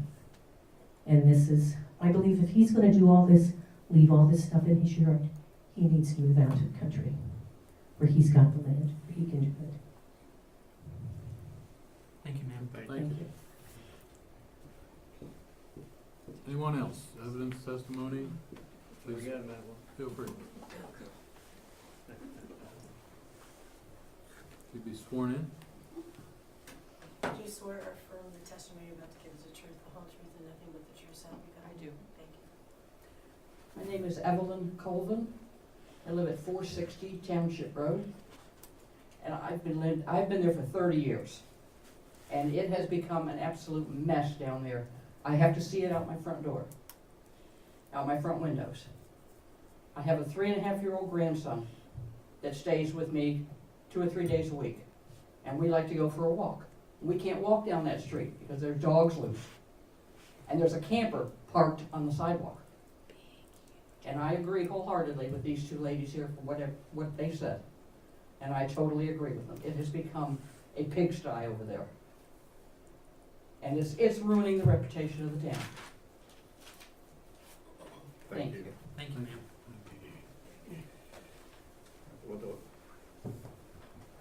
wanna speak? I better, all three women. If I'll be in trouble if you don't get up I'll there. be good. Better do it. Do you swear or affirm the testimony you're about to give is the truth, the whole truth, and nothing but the truth, so help you God? I do. Thank you. Mark McDaniel, 64 Benton Street. Been here 5 years ago since we got married. Been a wonderful place. Been living out in the country all my life. And I'm moving here, it's more town, but it's really countrified and it's nice. What did bother me, the police department's supposed to move, right? That gave me a little bit of a within there. I don't know if you understand what I mean, but I've heard some terrible things said. I hear them, we're not supposed to be judging them all about this, it's supposed to be a permit, which we don't know what it is yet.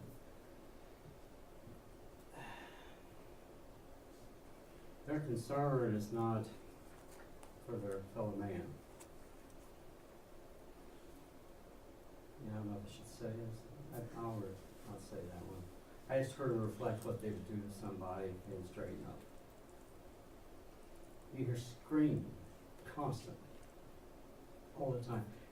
Little girl, a lady was pushing her kids down the street and the dogs lunged at her and it scared her to pieces. See, all of it, it's a lot of things together with these guys. I'd love them the same as I'd love anybody else. They need help, care about me, you know. But, and I talked to a lady when she came up the street, when she got lunged at, and she said she's scared to pieces. We don't go that way anymore with our dogs or ride a bike or anything. It's just not worth what you have to go through. Whatever he's did with his shed and garage, you know, I don't know. What's the application? I don't know.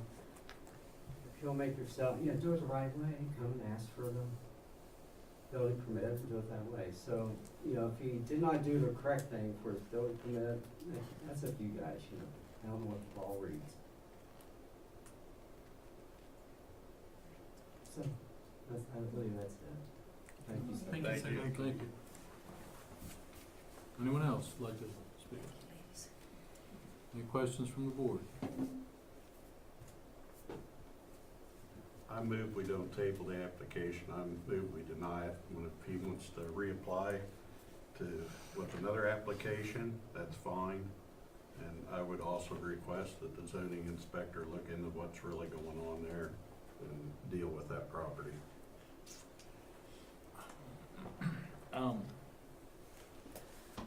Okay, there's a motion on the table, is there a second?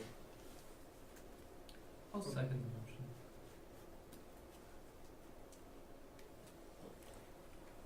Motion's been seconded, discussion. I'm familiar with the property they're talking about, and it is a problem that needs to be taken care of. So, as far as if we've tabled it 2 months, I don't think we should get into the practice that we continue to table things. Has this been the second time? This If is- we This is- table this again, will it have been the third time? It'll be- Yes. Yeah, this will be the same. This will be the second This will be It'll be tabling the second. if requested. But when somebody comes and they're requesting an appeal or for us to look at it, if they're not ready, they shouldn't come. I agree. And it's I- obvious he's not ready. Right.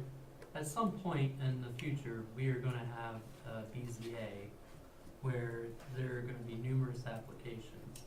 And if we start setting a precedent where we start tabling applications to no end, Right. then it's gonna definitely create a situation where it just creates a backlog. And, I would not like to set that kind of precedent. Being a officer of the court, I don't say that as to braggadocio about myself, but that's what we classify ourselves as. When we submit something to the court, we're supposed to be prepared and to argue it and present, and if we're not prepared, agree. then it is dismissed. And so, I would agree with Mr. Ashcraft. I also agree that, wholeheartedly, completely. My concern is if that was gonna be the action of the board, then that should have been done up front when we took it off the table. It should have been a motion should have been at that time. And the reason why is now we have an applicant who has submitted an application. We've opened up testimony to that application, which in all fairness to the applicant, we don't even know the contents or what even is being asked for us to even weigh out how the testimony provided affects that. And then we would be rendering a decision based on, we haven't heard staff's report on it, we haven't heard the application, and we've only heard part of the testimony. I think that has, I would support that if we would have done that up front by allowing the testimony to be opened. I don't think that's, that we should do that. I'll say it that way. What I would recommend is that we, rescind the motion, that we, close the testimony for today. We go ahead and table the application until the December meeting. Because I do not want us to get into a situation where we have an applicant that would feel that they maybe, did not have their due or was prejudiced. Right. Is that the word? I completely agree with you. I agree with Well, I was confused on the property, the course. so. Okay. I didn't know, well, I didn't know what you were talking about. I wasn't here at last month's meeting. Yeah. So I'll rescind my motion and make a motion, we table it for one more month. And at that time, Let's have two separate motions. okay. Hang on a second. Do you need a motion to to rescind? I need the second to rescind first. I'll rescind the second. I need somebody to rescind the first. Mr. Asher. What do we rescind? The motion that he made. The other option would be all to vote no, motion dies, and then we start over. I like that even I better. like that. We have a motion on the floor. We have a second. We have discussion. Roll call, please. Mr. Platt, No. Mr. Ashcraft, No. Mr. Howe, No. Mr. McKittrick. Okay, so that cleans it up.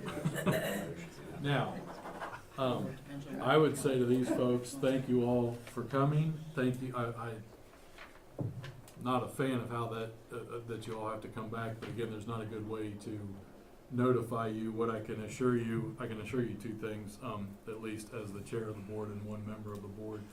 This application, Lisa, will be first on the agenda, so these folks don't have to sit through any other applications at the next hearing. The letters that I sent out, you can call me the day of. Day of, yeah, that's what I told him. Okay. I worked, I was like, you gotta call me to know, you know. And then, It will be Then done. we'll know if it's gonna. And so that would be A, and then B, I as one board member will not support tabling this for another month, so I'm gonna ask staff to make it extremely clear to Mr. Mosier and his applicant to either be prepared for the next meeting, or I as one member will support, denying it simply to get it out from under the BZA and not have this drag on.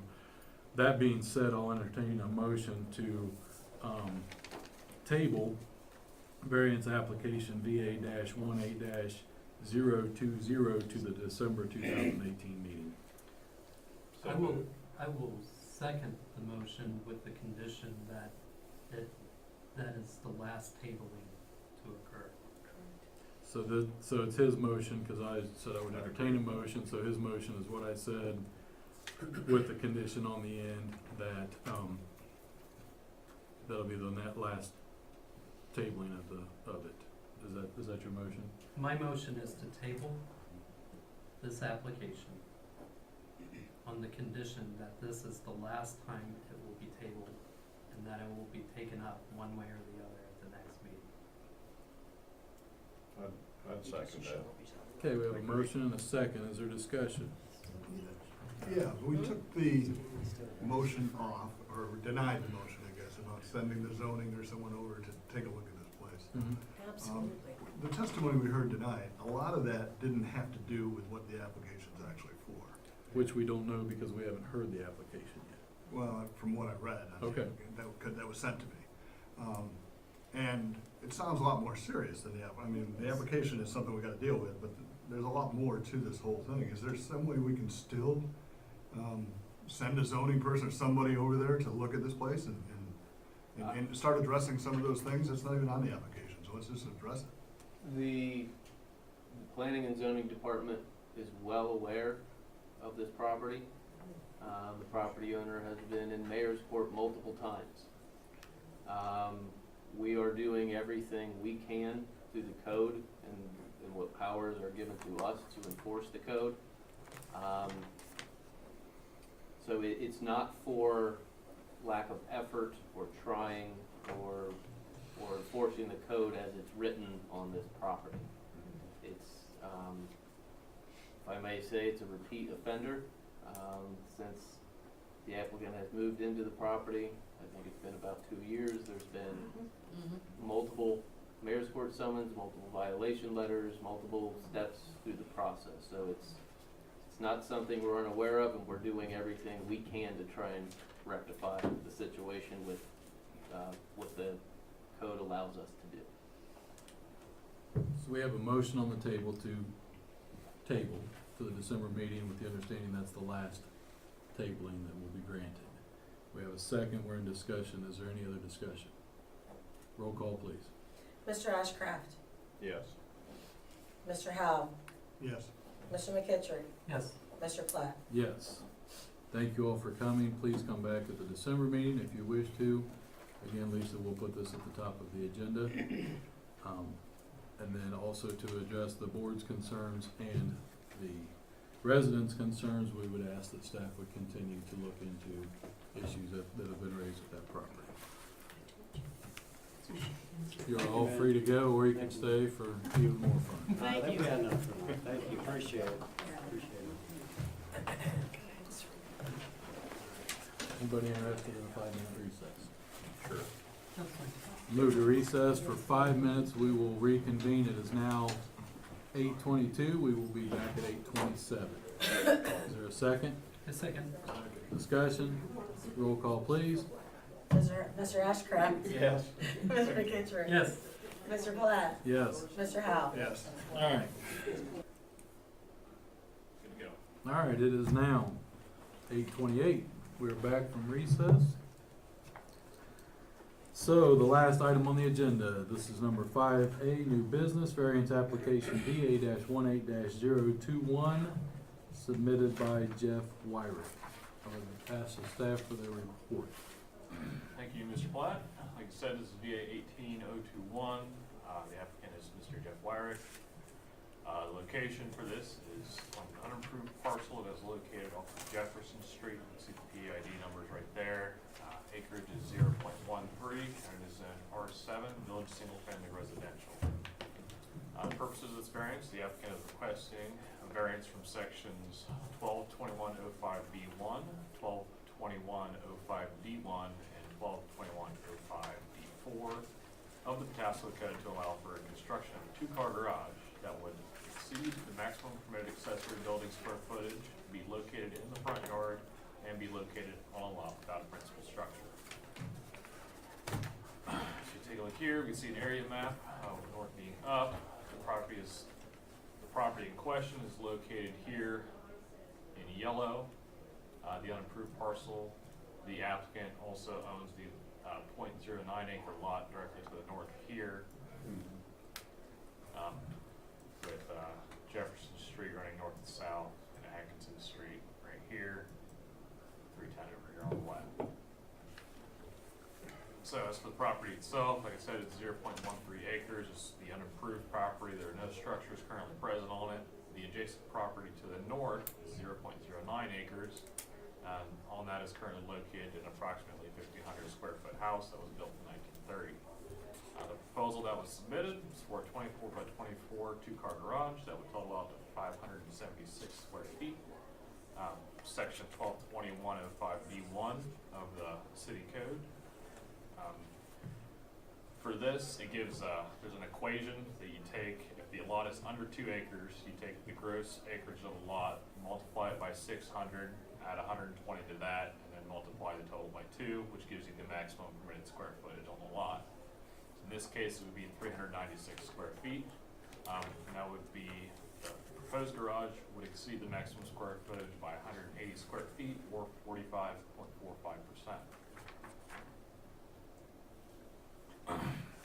So 122105D4 prohibits accessory buildings being built on a lot without a primary structure.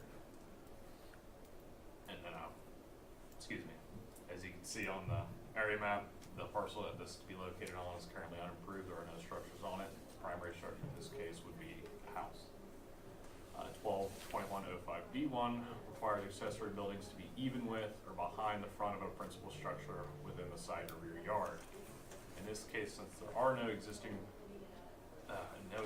principal structures on the lot, and it is adjacent to two city right-of-ways, by default, it would be located in the front yard. But as proposed, the garage would meet all other applicable codes.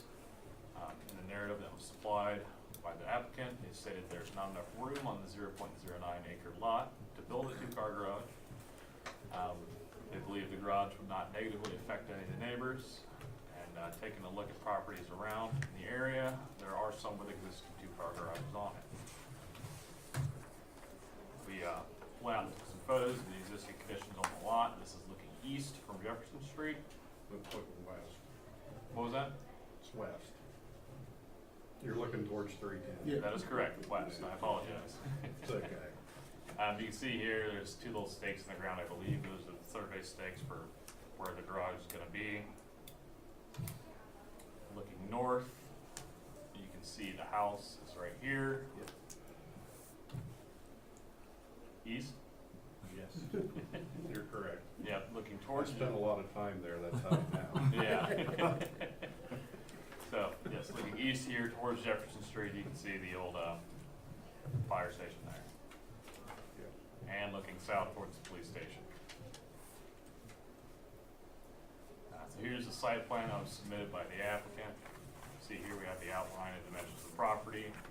There is an easement here that goes back, and the city right-of-way actually begins right here. It'd be set back 10 feet from that. And then all the other dimensions would meet all the applicable setbacks for the R7 district.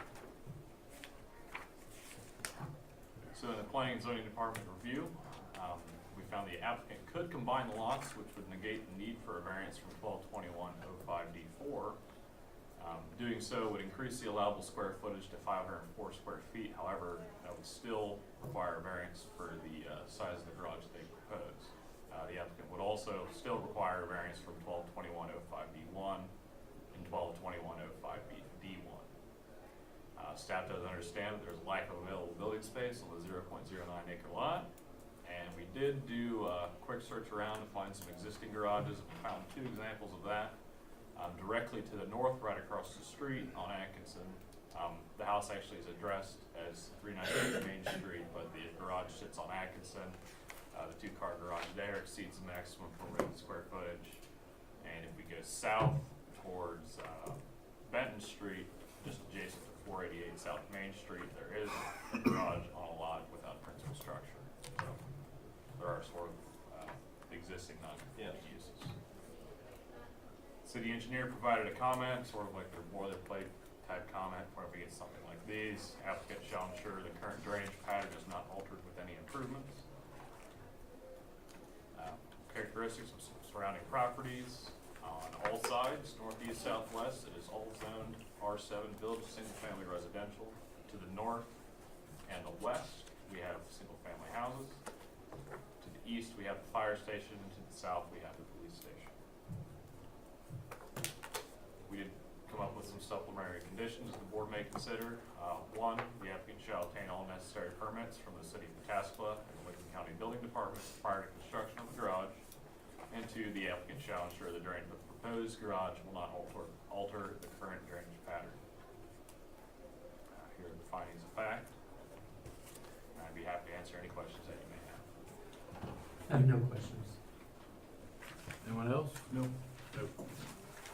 You, Mr. Wyrick? Yes. Please come forward. Ms. Paxton will swear you in. Do you swear or affirm the testimony you're about to give is the truth, the whole truth, and nothing but the truth, so help you God? I do. Thank you. do you have any evidence or testimony you'd like to provide for the board? Sure. We did combine the two lots. Okay, they have been merged? Yeah, we went through advanced surveying. This is a copy for you guys if you want. Okay. But it was filed with the Licking County departments and all that, so. Was that recent, or? It was in July, I believe. Cause I did come down and speak with Scott about a deck. But Okay. then we kinda changed our minds on the deck to wait till we build the garage. Okay. And he recommended that at that time, as far as for a variance for the deck, to get a variance, or, combine the lots, which I did. So, I didn't know that that was gonna be part of this, but I do have it. Okay. Big You're fine. But to kind of give you a little history of my wife and I, we did purchase the house with the intent of dying here, per se. So we do plan on living here the rest of our lives.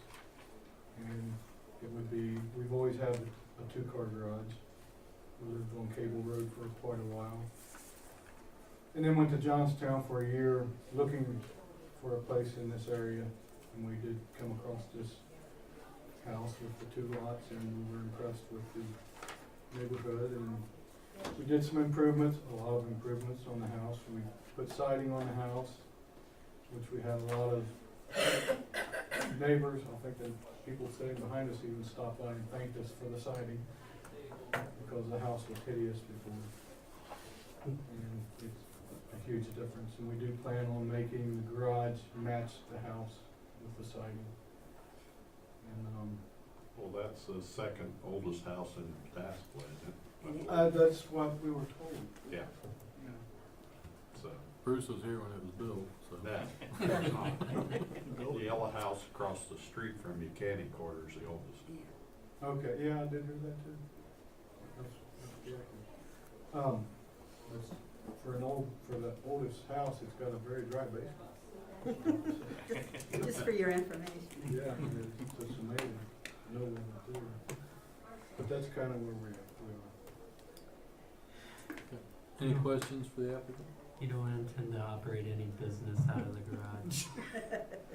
No, Yoga? No.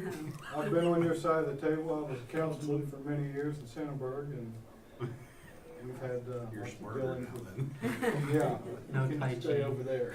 I'll stay over here. Okay. No, we have no intention of Alright, doing that. If I get to the point where I need to retire, I'll be on the porch. thank you. So Jack, you heard from the applicant that the properties have already been merged, so are you opposed to us just removing 122105D4 from the approval? Since it's no longer needed? I think we might have to ask Scott about that one. It's my understanding, at least from my understanding of the code, granted I'm the new guy, to actually combine a lot and apply to the subdivision, it needs to go through a replat process. Yes. There is a way to combine a lot legally per se, which is, to my understanding, kind of tie those deeds together to where they're still legally separate parcels, but they can't be sold individually. And that's my understanding of it, I'm sure. So that was my only concern with this application, to be honest with you. So you'd have Scott come back in so we can. Yeah. Well, yeah. My only thought was, but my only question going into this, Jeff, was, why wouldn't the parcels be merged, right? So, if I'm hearing you correctly, you're of the understanding that's already taken place, or if Jack's correct and maybe it hasn't, to the extent it needs to, you're not opposed to it. Well, this is certified, and it says now 21.6 acres, well, not 21 acres, but .216 acres, Okay, which should be the combined number, I believe. okay. I would agree that you are correct. If it's a platted subdivision or platted lots, it does have to be replatted, so. Correct. It does, if I may, on that survey, does it show it as Do you want one?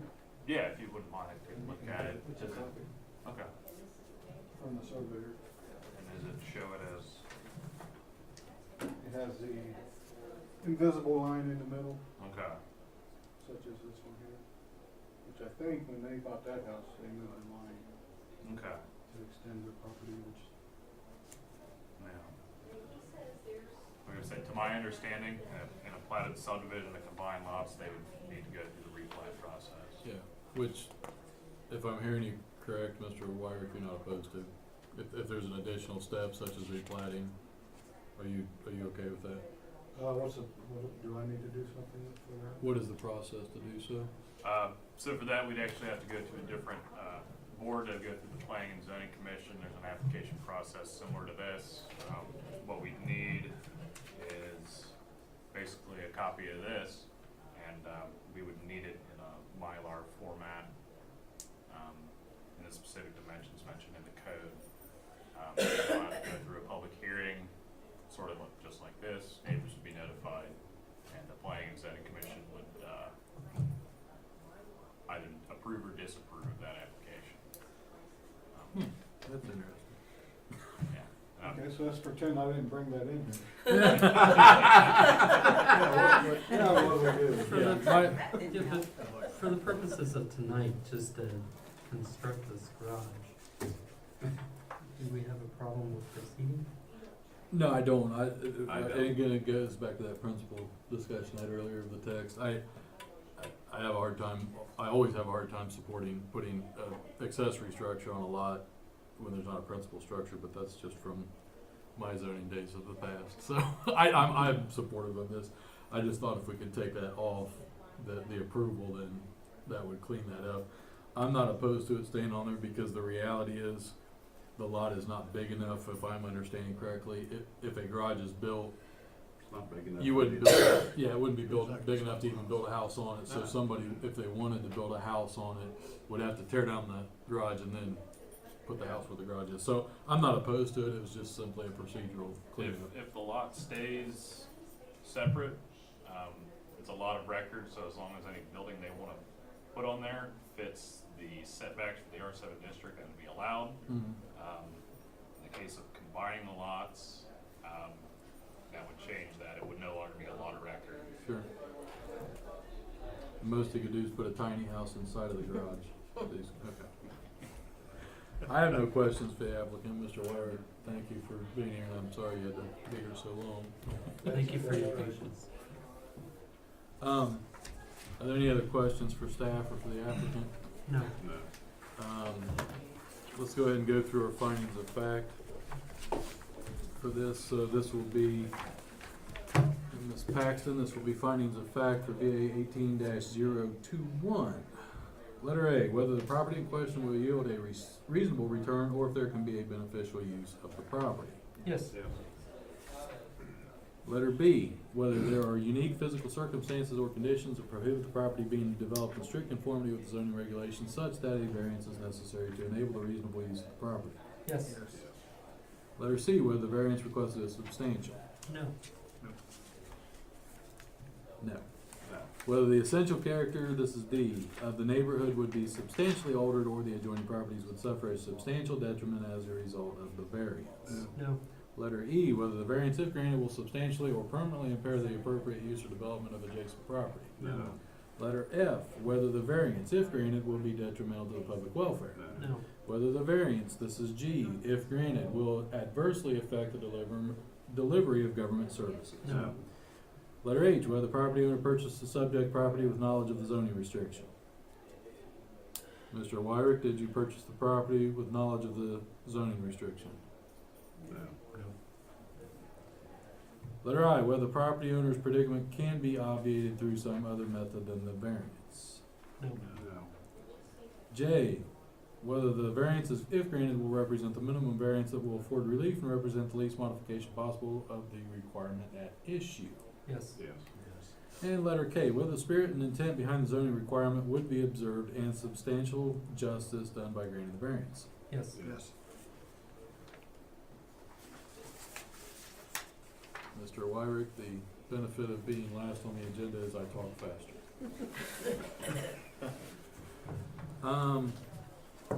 Lisa, is this second page for this one? I don't think it applies, does it? This is an area variance, not a use variance? Correct. Okay.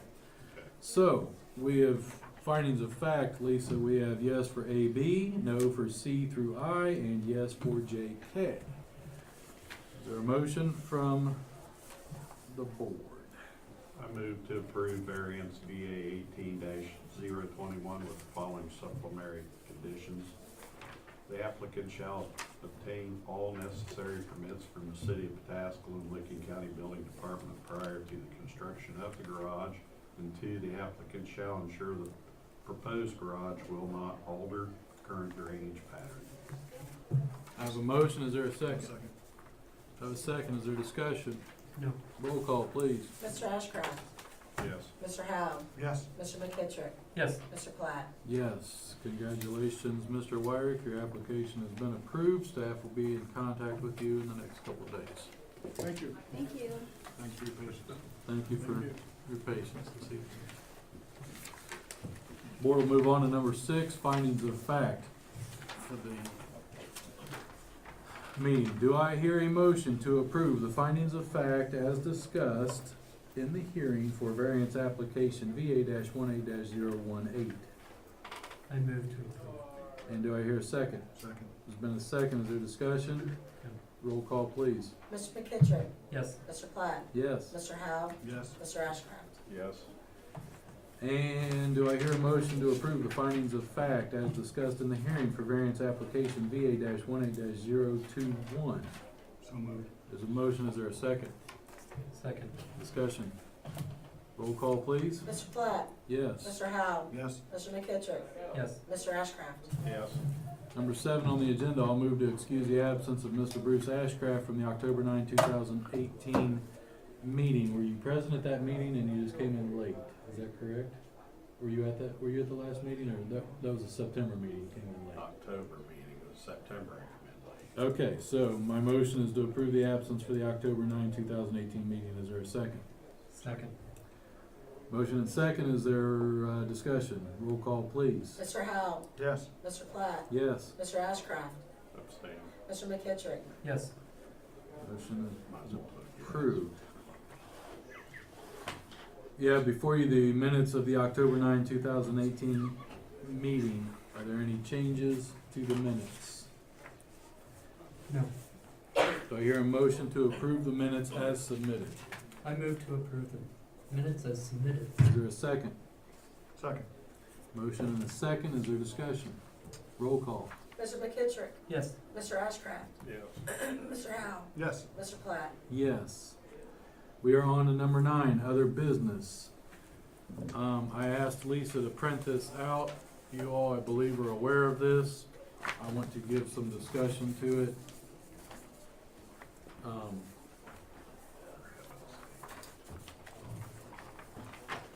And a little bit of catch up for the board. I will say, I wish Scott was in here. I'm extremely disappointed that our legal counsel is not here tonight. I know Scott had told me that he told, whatever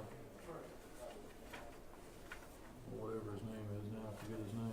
That's Brian Zetz, that, he didn't have to be here because they thought the one would be tabled, but I had a conversation with Mr. Zetz last week, and he had assured me that he would be here tonight, if nothing else, to update the board,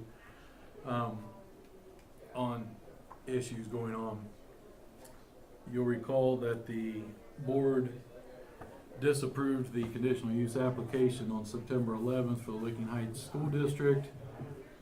They in turn, that was on September 11th, they in turn filed a 2506 appeal with Common Pleas Court on Friday, September 14th. There was an effort, there was also a filing of a similar appeal against the city on September 17th. I've given to understand that those have been combined by the courts.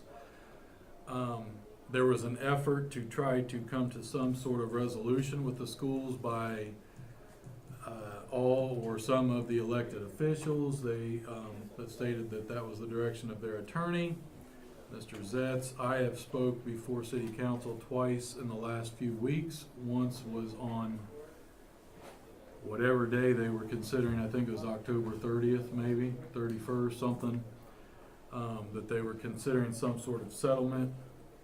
I stated that I did not believe that there is litigation in front of the city and that it'd be improper for them to consider settling it, but then I am not an attorney. And my experience is a 2506 appeal is an administrative appeal of of the action of the Board of Zoning Appeals, and that the city charter states in I think it was 703 or something, that an appeal of the decision of the BZA is to the courts and not to city council, and that they had no jurisdiction over it. They ultimately did not agree with me and went into executive session. From what I'm giving is a few hours that night, and ultimately did not reach a decision for a settlement with the schools. The other side of that is, if it is truly litigation, as Mr. Zetz has claimed, then it would be with the BZA. And I would state for the record that since September 11th, unless you all can tell me different, this board has received 0 correspondence from he who is supposed to be our legal representation. Documents have been filed in court. I didn't, as the chair, even get a phone call from Mr. Zetz or an email that said, hey, you've had an administrative appeal filed against you. And so I took that concern to city council at their last meeting and requested independent counsel be assigned because I didn't feel like we were being represented as we should be. That ultimately was not entertained. Mr. Zetz assured council that he can represent the BZA and city council without a conflict of interest. I disagree because he was trying to help them settle, come up with a settlement for something that the BZA had ultimately denied, and I don't think you can represent two clients on what would be in essence 2 different sides of the coin. What I did state to council was I believe that the BZA had concerns with the application, and the right course of action should have been for council. I applauded and applaud them for trying to help the schools and come up with a solution, and then I believe it should have come back to the Board of Zoning Appeals for reconsideration as a separate and new application. That ultimately has not happened. I will state that there was at least a 6-week period, and this is what's sad, from September 11th through the end of September, all of the month of October until the night, which I think was October 30th, the city council considered this settlement of this lawsuit, in essence, as they claim it is. And there was absolutely no one that I know of reached out to this board or me as the chair. 0 at all. Nothing from the city administration, with the exception of, I got a phone call from Council President Hicken so that he could get an understanding of what took place because he had a news conference that day, news interview. Other than that, nothing from the legal. When I talked to Mr. Zetz last week, after I went to council and in essence complained about it then, I got an email from the city administrator to set up a meeting with Mr. Zetz. I told him that's not necessarily, I just had a few procedural questions. He could call me, and he did, and again, said he would be here tonight to share with the board and answer concerns and questions. I still have concerns, but they've since been addressed, I guess, by counsel, legal counsel. That being said, the schools drafted this letter to me as the chair and you as the Board of Zoning Appeals, rightfully so, because this is an action of the board and not of city council, in my opinion. And in essence, what it reads is that they cite the Brownfield case, in which they're not subject to zoning if they make reasonable efforts to comply. I'm not an attorney, I'm not the judge, I believe it's still in Brandstool's court. So I'm not gonna say on that one way or the other. My concerns are, there has been 0 correspondence, discussion with the board.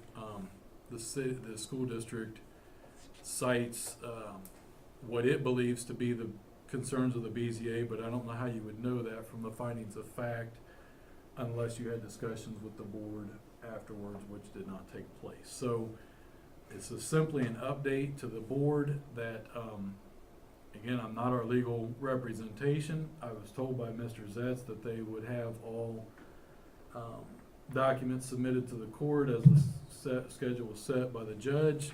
I know there was a deadline for, I believe they call it an administrative report. Again, I'm not an attorney. That was due October 12th. That was yesterday. He said he would have it in by Friday. I'm assuming he did that. I was hoping, again, he would be here tonight to kind of shed some light on what our course of action is, because, again, the school district's letter is to the BZA, and rightfully so, because the application is to us and not to city council. Where it goes from here, I don't know, but I felt obligated to at least update you all on the actions I have taken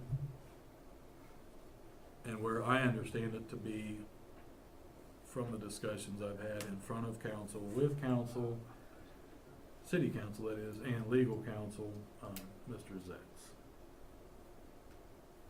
I think that's all I wanted to say. Are there any questions? You're just simply wanting to make a statement on record. I am, because I am once again extremely disappointed Mr. Zetz is not here tonight after he said he would be. I understand it was for the other case, but he said he would be here to update the board, and that has not happened. He is, in essence, representing us in court, but has had no correspondence with us. So I don't know, I guess he just automatically does that, and we're not supposed to know what's going on. I don't know. But I have issue with that. But again, I made the request for independent counsel to be assigned by city council, and they did not entertain that. So we're stuck with Mr. Zetz, and that is what it is. I have said multiple times that I, as one board member, am not opposed to the school or the project as a whole. I had concerns of the application itself and what it was actually being proposed. I felt that there were remedies that could have been sought and things, and a better application, more complete, in conjunction with city staff and city elected officials, and then it brought back to the BZA, and then we could have considered a conditional use application at that time. That obviously has not happened, so I don't know what the course of action is now. I don't know how, and again, without our legal counsel here to give us some direction. So yes, my intent is to share with you what I have done.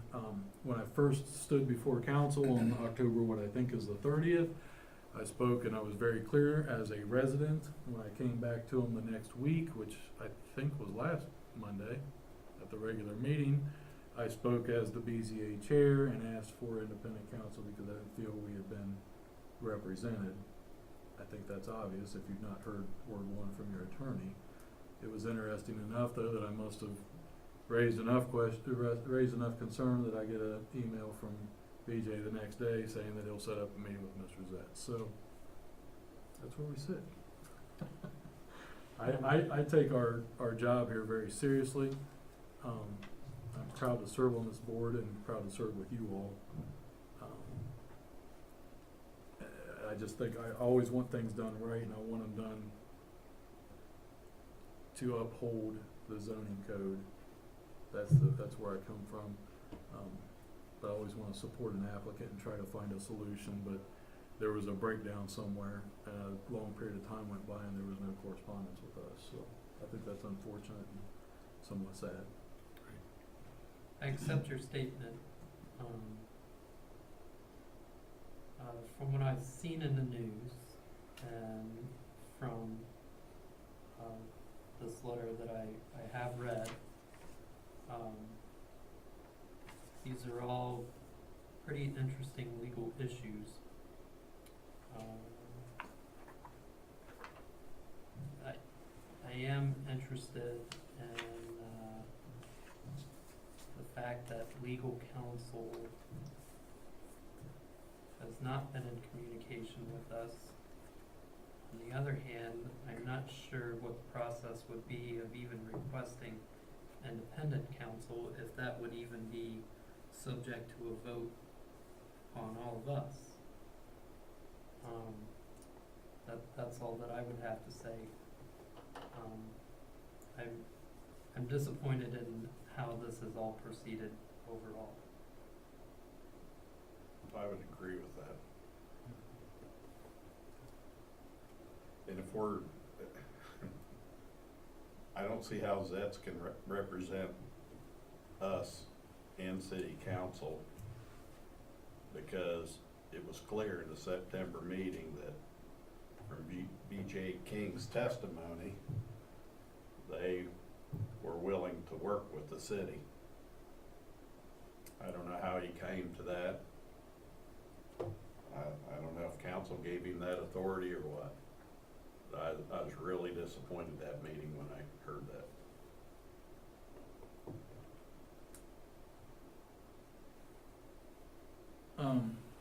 The only thing I appreciate that, and the only thing I would follow up is I too shared, concern. I paused to speak as the BZA chair in front of city council, having not been before this board. The problem was, and there were two problems in that actually, there was not time to call a special meeting of the board in order to, in there, I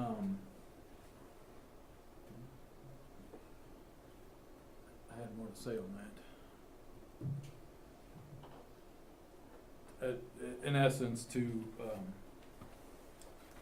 represent the board in that request, I simply laid out the facts of what had or had not occurred to council and said it seems to me that A, there's a conflict of interest, and B, I don't believe Mr. Zet's doing the greatest job of representing anybody, let alone the BZA, and that's why I made that request. They ultimately didn't entertain it. The second side to that was, even if we had time to hold a special meeting, I didn't share this with any of you, but after the August meeting, which was the first meeting we heard the school application, had a spirited, we'll call it, colorful discussion with Mr. King afterwards out in the lobby, and maybe it's, I'll use those words generously. He expressed his disappointment in the BZA in tabling it, felt that we were wrong. I'm not aware of anybody else being around, so I guess it's a he said kind of thing, but made it very, very clear to me that we were in the wrong, that he was disappointed, and that, if you recall, in the August meeting, we were trying to work with the applicant and schedule a special meeting before the September meeting to try to help him out. And he made it clear to me that we did not deserve to get paid if we were to hold a special meeting in between regular meetings because of our failure on that application at that meeting. So I kind of kept that to myself and let it kind of sink in and stuff. So the other thing I need to share with you is I went to the city council meeting, the last meeting they had, this most recent one, for two things: to ask for special counsel, and then also to ask for clarity from city council that if this board were to feel the need or to try to work with an applicant and needed to schedule a special meeting, that this board would in fact be compensated for doing so, as I had been told we would not be. And city council assured me, and with Ms. Hoskinson, that we are budgeted for 24 meetings in the year, should we feel the need to hold any additional meetings, and I know sometimes we cancel them. So, like you all, it's not about the money, but I think you should be compensated for your service, and I don't think that you should receive, I don't know what the word would be, minor or idle threats or things like that from a city administrator. But again, it's a he said, so I can just tell you what I heard. He ultimately denied that in front of city council, but my concern was on all of our behalves. I don't think that we should be hesitant to try to work with an applicant and hold a special meeting at the threat of not being paid, but that's probably less I should say. I want to correct what I said earlier about Mr. King. It was the August meeting. And he did at the end, he made the statement right up there, I'm sure it's on record, that he felt that we did not do our jobs. So, I remember very clearly when I was interviewed by council about this position, do you have a problem telling somebody no? And that was probably the most controversial no I've ever had to be involved with, but, I just believe there should have been another way to work that out. I'm disappointed at the city and the school, and I think it's more on the school's part, from what I understand, the unwillingness to try and work something out. So,